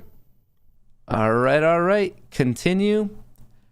All right, begin draw. Ooh, 666. That's not the best. All right, begin draw. Let's do this thing. Ooh. Wait, 2 of you got rejected. So do we still have 10? 1, 2, 3, 4, 5, 6, 7, 8, 9, 10. Okay, so all the green ones. So these people must have not... Hang on. They didn't have a profile picture. Okay, I need to be fair. I didn't tell people that they had to have a picture. So we're actually going to go to lucky number 13. So these 12 are all winners. Winner. Chicken dinner. I don't know why this one was accepted, but then these profiles were not. I didn't say anything about it. I guess they must have had it. Like, I guess the filters missed were a profile picture. But that's not fair because I didn't say it. So everyone on the list, if you see your name right now, you're a winner. But there's one more because I said 11. I said I would do it again. So this person is about to feel like the luckiest person ever because we're going to do one, just a special individual winner. All right, let me get the tweet. All right, I see the tweets are going up. So you're getting like everyone's coming in. This is going to be one. Nope, that's not right. All right, so we're loading it up one more and we're going to do one more. All right. We're loading. Winner count 1. All right. I'm going to do the picture thing again. All right, one winner. Who is feeling like the luckiest person right now? There are 717 entries. The odds are a long shot, but whoever is about to win this like one individual pick, man, you better go buy a lottery ticket or something today. Let's do it. I'm excited. Who's it going to be? Let's do this thing. Who is it? Ezio. Congratulations, Ezio_NL. So right there, we ended up with 13 different winners. Congratulations. I will be reaching out to all of you at some point between today and tomorrow. Look for a DM from my account. The winners are Trey's Keyboard, Daisy, Reckless, The Truffle Shuff, Mark Takarhara,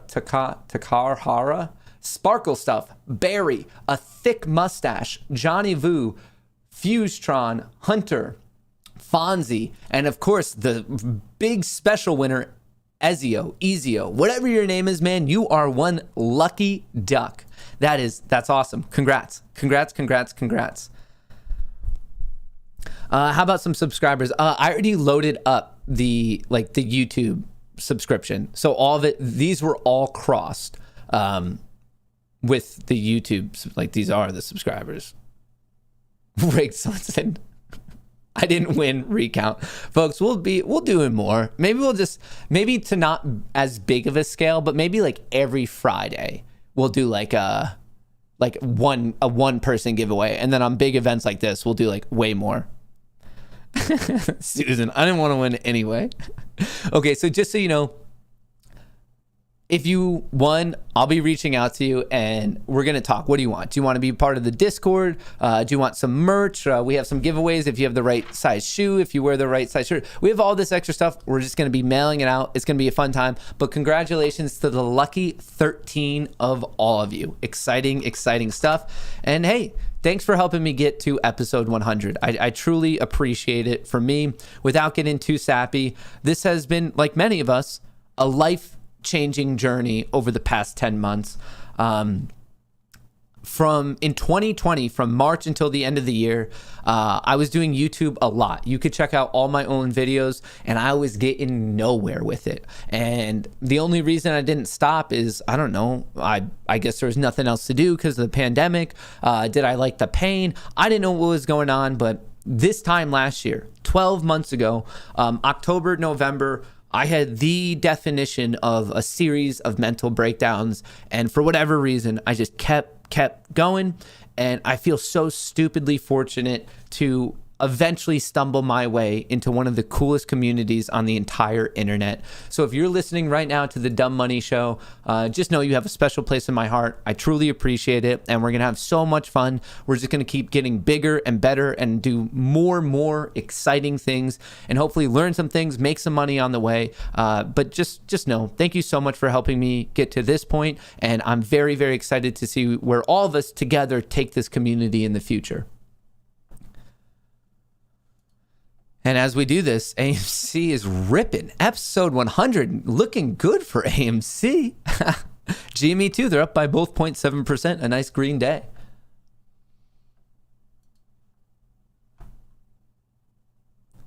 I was going to sell my free merch to buy more AMC. You know, I've realized 9 months I've been watching, you're actually good at this, like a professional YouTuber. Props. Thank you, Jeremy. I appreciate that. I rarely feel like a professional because I'm just here yammering on about various things, but I appreciate that. That's very kind. Good morning, Monty. Love your channel. When MoSP says that they're not selling into shorts that are covered, how often do you see the data? You could argue that it's roughly delayed by 2 days, but you also get a good indication on just like the insanity of price action. And in terms of AMC, you could use June 2nd as like a nice base point because we know that type of action was 30 million covering. So it's not the best math, but you could kind of extrapolate that forward to what it would be like for 100 million to cover.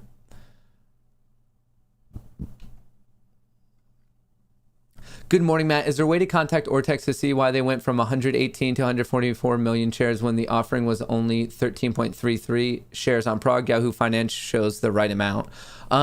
Yeah, there's a support, like a contact email. I would highly suggest reaching out to them. And if I had to bet who's more accurate between Ortex and Yahoo, it's definitely going to be Ortex, like 10 out of 10 times. So it's worthwhile to look into the reasoning of what's going on. Shoot them an email. They're very, very responsive. Have you covered BBIG, the merger? Not technically a merger. They acquired AdRiser for 108 million between stock and cash. I don't know how much that will or won't like improve the business, but they acquired it and the market seemed to react pretty well to the news. Let's pull up BBIG. It's been a hot minute since we talked about it. But yeah, this was announced yesterday. How's it been going over the past? So it gapped up on the news and then I guess people didn't really like it and we're just back to quote unquote normal on BBIG. The fact that BBIG is below 550 and below this trend line does not make me the biggest fan of its technicals right now.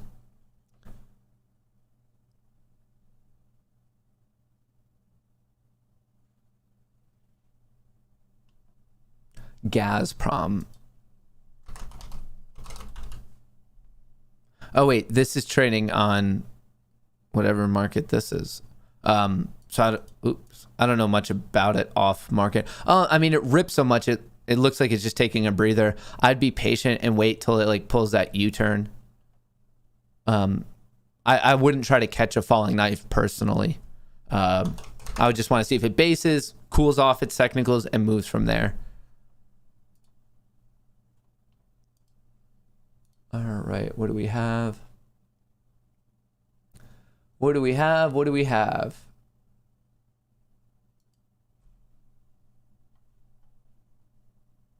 Here, I need to snip these.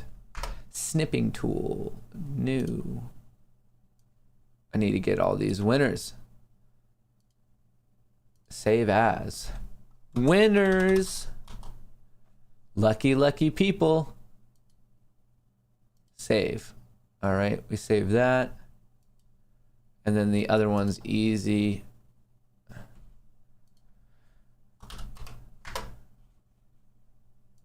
All right, I do not want to lose these people.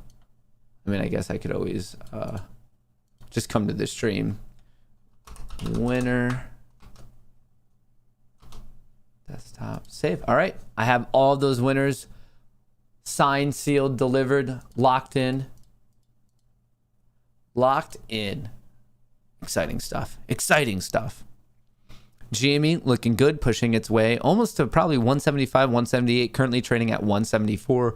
AMC, good day, 38.40. Both of these on the move today. I like it.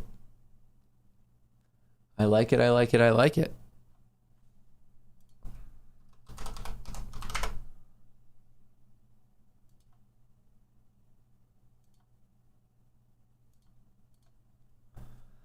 I like it.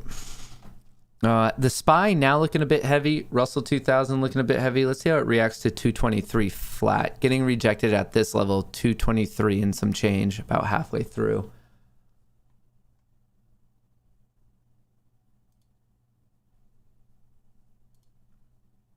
Well, thanks for everyone who participated.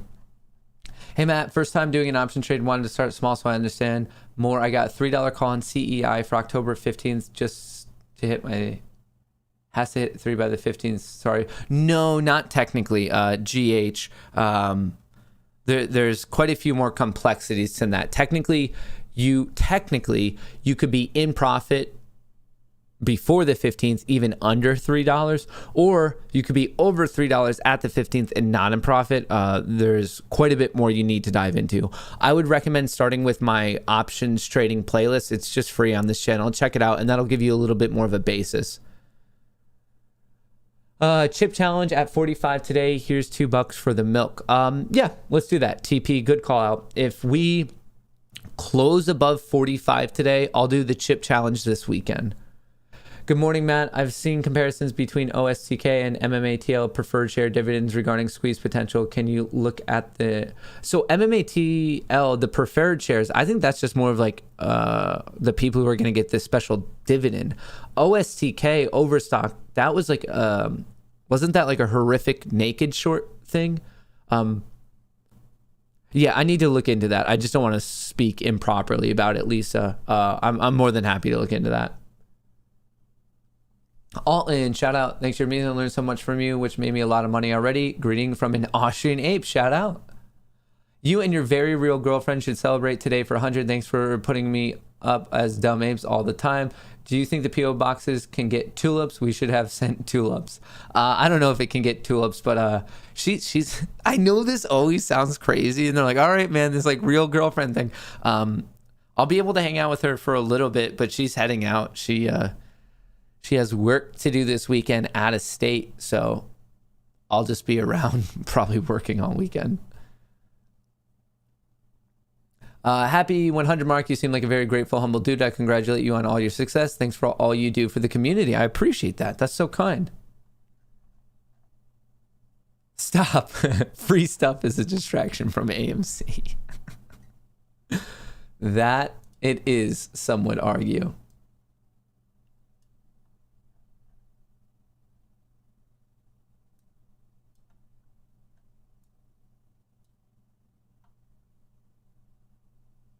All right, what's IWM going to do here? What are we going to do? On an intraday basis for IWM, I'm watching 222.36 right now. I thought it could have caught itself here. Notice how as soon as this really started selling, that's exactly when AMC started to take a bit of a hit. My name is Greg. Can't we stop using that name and go back to Justin? Have a 100th show. What's going on? Well, it says your name's Ralph. Get this. So the other day, some ding dong on social media, I did that poll. I said, is Sheeb a pump or dump? Pump and dump. And for whatever reason, people are like, why would you say, like, it's a question, folks. If you don't think that you can ask that, like, there was no intent of like, do I agree with it? Do I disagree with it? It was a question for the community.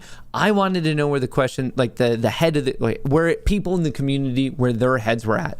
If I ask a question, that's not me asking a question doesn't mean that I think it's a pump or dump or not or anything. I just want to know, like, oh, I wonder what like everyone in the apes thinks about it. And someone's like, why would you ask this? I don't know. Just some like classic keyboard warrior comment.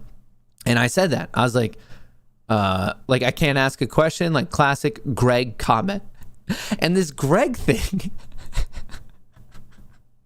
has gotten so far out of hand that the next response was basically just about how like I'm a dick and I shouldn't be calling people names, and I called him a Greg. And I was sitting there and I like couldn't believe that like calling someone a Greg was like apparently like legitimate name calling now is like the level this has gotten to. I found that fantastic. So be careful if you're at the office, if you're in school, you might get in trouble now if you just you're like, oh man, you're acting like a Greg, like legitimate, like it's gotten to the level that's like official name calling. I love it. I love it. I love it. Hey, Matt, any advice on CXI with FDA approval? Morning went up. Next is EU approval. Do you think it can go higher? I mean, if it gets EU approval, yeah. But on just the FDA approval, it's probably like at the level. Like that news is consumed very, very quickly. 153 gifts on Twitch. Wait. Clubfoot Billy, are you going haywire over there on Twitch? If you prefer Twitch or Rumble, just so you know, like we're multi-streaming to all of them. What's Clubfoot Billy doing? Clubfoot Billy is a moderator over on Twitch, and we just let him run it. Like he's in his own domain over there. He's just going wild. Shout out to Clubfoot Billy. Clubfoot, what's like the best way for me to get like in direct contact with you? Clubfoot became a mod. So there's interesting ways that people become mods for me, and his was purely out of hardcore Twitch enthusiasm. Every single day, day over day, I saw this account, Clubfoot Billy, just going nuts on Twitch. Like, he liked Twitch. He's obviously a huge hardcore ape, and I like that. And I didn't even tell him. Like, most of the time, like with the YouTube stuff, like I'm talking to them back and forth, seeing what's going on. Clubfoot Billy, literally unbeknownst to him, one day he just logged back into Twitch and he was the mod. That is how I chose to run Twitch. Like, I just picked a random person. I'm like, you're the guy. He didn't know about it, didn't sign up for it, didn't ask it at all. It just happened. He woke up one day and he now like runs Twitch. And I feel like I've picked a very strong candidate. I love it. Clubfoot Billy, man, what a guy. Gal, maybe, I don't know. What a person. What an ape. 153 gifts. Oh, I like it. That's what's fun about it. I looked it up. There's no rules. I can just do whatever I want. There's no rules in this game. No laws. I talked to the lawyer about it. I was like, so you're telling me I could just mod whoever I want? And they're like, yeah, it seems so. And I was like, you're telling me I could say whatever I want to thousands of people on the internet? Yeah. Including just telling people that they're wrong when they're wrong because they're wrong and they should know they're wrong? Yeah. All of it. Apparently all of it completely above board.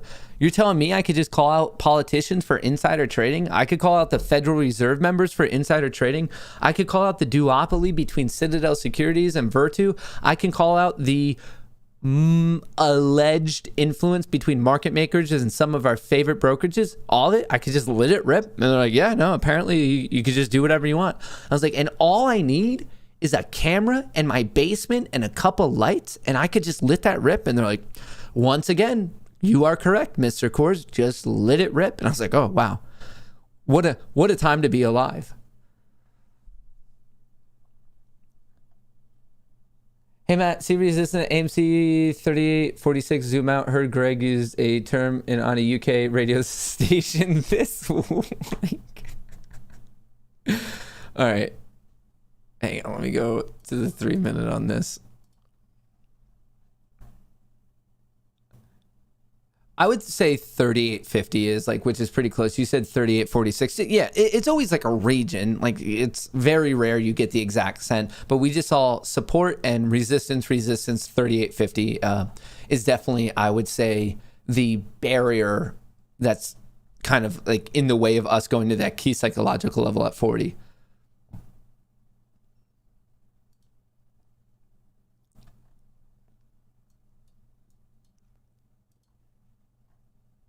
All right, IWM showing a little bit of strength right here. Is this coming back to party today? Coming back to party on a Friday? Let's see. AMC catching a bid, GME catching a bid.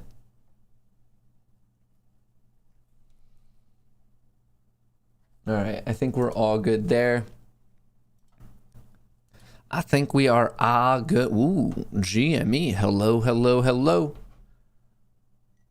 All right. Very quickly, coffee break.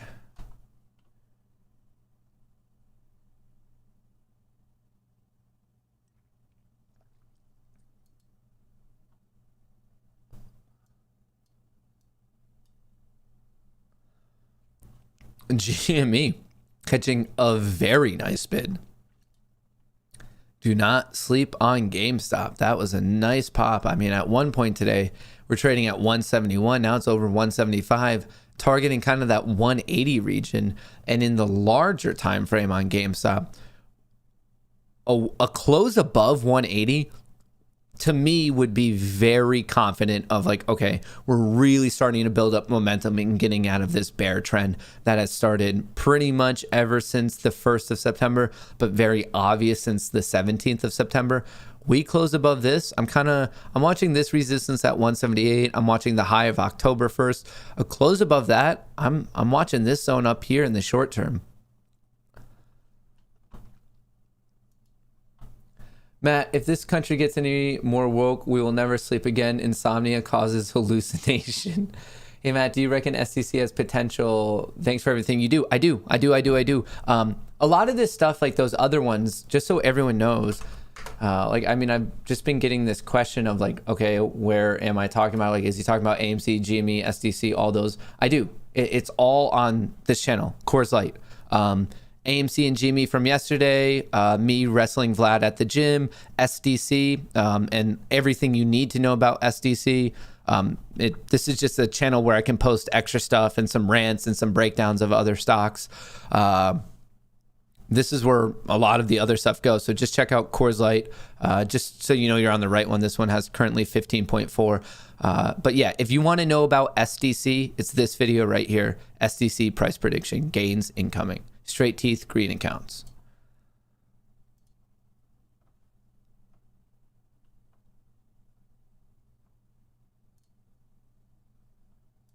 All right.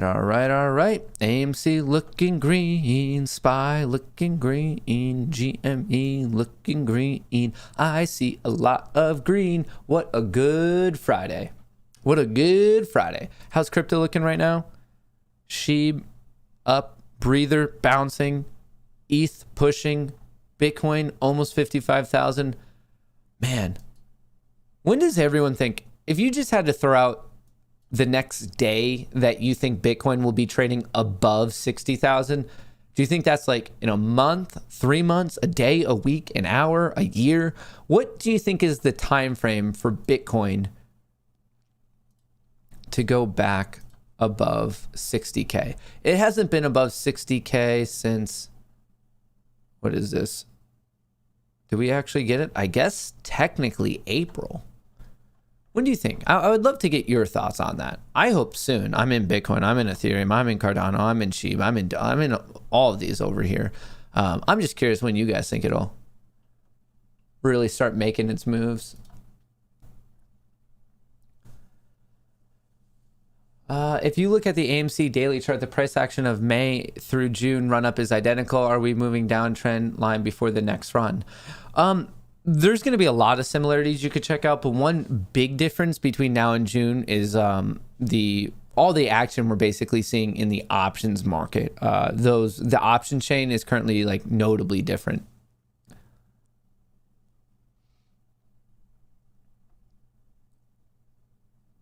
Matt, perfect example of being thankful for gains and don't be greedy. Check out FLGC. Thank you for everything you do. FLGC. Yeah. Floor, yeah, ripped up. I think people sometimes, like, you see things like this and you get excited and you're like, oh, it's just going to keep going. It doesn't have to keep going. That's why you always want something like a trailing stop, or in a scenario like this, a trailing stop probably would have been best. What is this? A medical distributor. Good morning. I'm late, so not sure if people have been chiming about MMAT. Did you hear about the dividend share?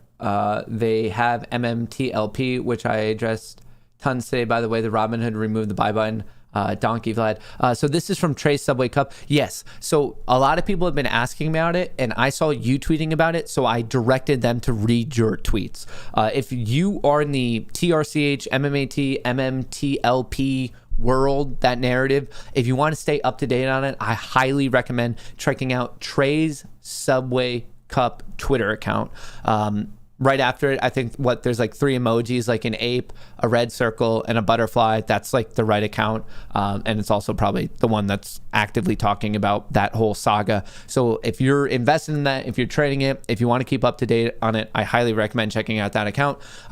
He has been from the get-go, months ago. I know he's been talking about MMAT. He's been in that one for quite a while and definitely up to date on the story.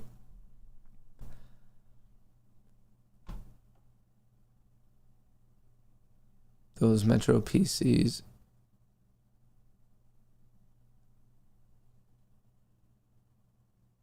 Where does Matt stream 2 p.m.? I don't see it. I don't stream at 2 p.m. anymore. Now I do like more of a highly produced or more highly, I shouldn't say highly produced, more highly produced video. So basically my schedule now is I stream 9 to 11. I do a more produced video on the main channel, and then I do my more normal VOD uploads on that Kohrs Light channel. So 3 pieces of content per day, which is like 16 hours of work a day. But hey, if you want to get to the next level, you got to put in that grind. Crypto Whale says he will eat Mobius BTC. It's 100K. Interesting. Just DM me on Twitch, brother. Okay. Shout out Clubfoot Billy. Oh, that weird whisper thing. What a strange thing to name that. You could whisper to each other on Twitch. I wonder if that's why it got hacked. Do you think that Twitch got hacked because it has a creepy way of messaging? They're like, oh yeah, we'll call this a direct message. And then someone in the boardroom's like, let's call it a whisper. And you're like, what? And he's like, what? And then it obviously, we all know the history after that.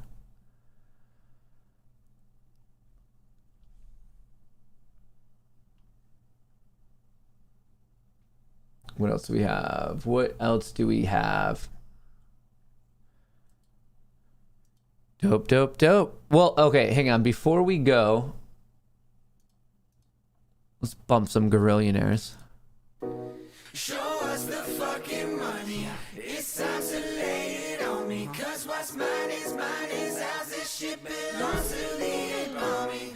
Gon' need to see them Benjis. We hungry for them tendies. Give us this day our daily bread. Show us the fucking money. This ain't financial advice, just a little DD to help you think twice. We hold for each other, eyes on the prize. The new floor's 200,000 times 5. I joke, I kid, no, I don't know a damn thing. I'm as simple as Bubba trying to sell some damn shrimp. Can't spell IQ, can't even count to 10. And I eat crayons every day with my friends. I think about Kenny in his ivory tower, shaking in his lily boots as the apes overpower. Must suck to lose to monkeys, so dumb. But you made your bed and you got nowhere to run. I'd love to be a fly on the wall when he makes the prize fall. And he watching as we keep on more. You forgot we on the float, blind 2 hours old. Lie, stop breaking the law, asshole. Show us the fucking money. It's time to lay it on me. Cause what's mine is ours. This shit belongs to the army. Gon' need to see them Benjis. We hungry for them tendies. Give us this day our daily bread. Show us the fucking money.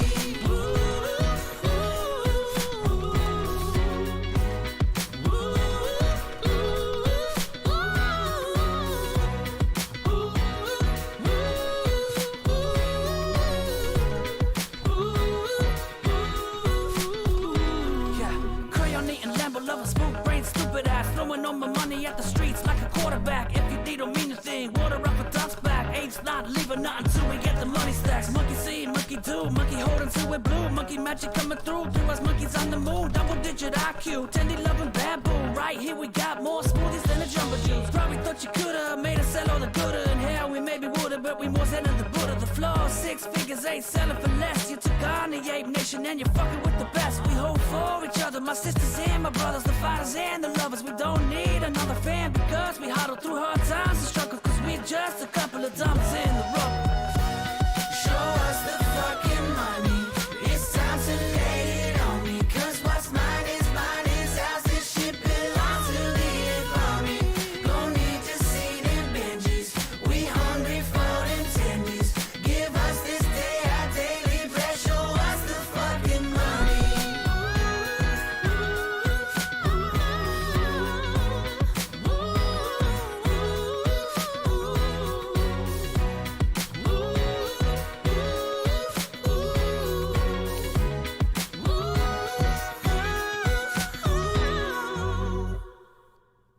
All right. Shout out to the gorillionaires. Both Show Me the Money and To the Moon can be found on their YouTube. Once again, the name of the band is Gorillionaires. Check them out. They have some awesome music. That's what I have for you today. That's, in fact, what I have for you this week. Thank you so much for the support. All of you are absolutely phenomenal. Like I said, a couple things you need to be aware of. This will be the last stream for the day, but I'll be streaming on TTG's channel at 4:30 p.m. Eastern. I'm going to be doing that interview of Michael Saylor. The link to that is in the description of the video. Right below that, it's another link to Trader Palooza when I'm talking about social sentiment trading. That's tomorrow, 10 a.m. East Coast time. And then I will also be in a interview or a podcast with Dave Lauer on Monday, and that's at 4:30 p.m. as well. So the Dave Lauer one and the Trader Palooza one you have to register for, and then for the Michael Saylor interview, you just need to be on the YouTube stream. All of them are completely free, and on top of all those three things, at some point this week, and also just be posting content and updates and videos, so make sure to check those out. But as always, thank you for helping me get to episode 100. I appreciate all the support. Thank you for the likes, the subs, the general positive attitude. You are all absolutely amazing. I truly hope you enjoy the remainder of your Friday. Hopefully I catch you in the interview tonight with Michael Saylor, and then catch you this weekend. But whatever you end up doing, I hope you have an absolutely fantastic day. And remember, from me and Chair, best of luck in the markets.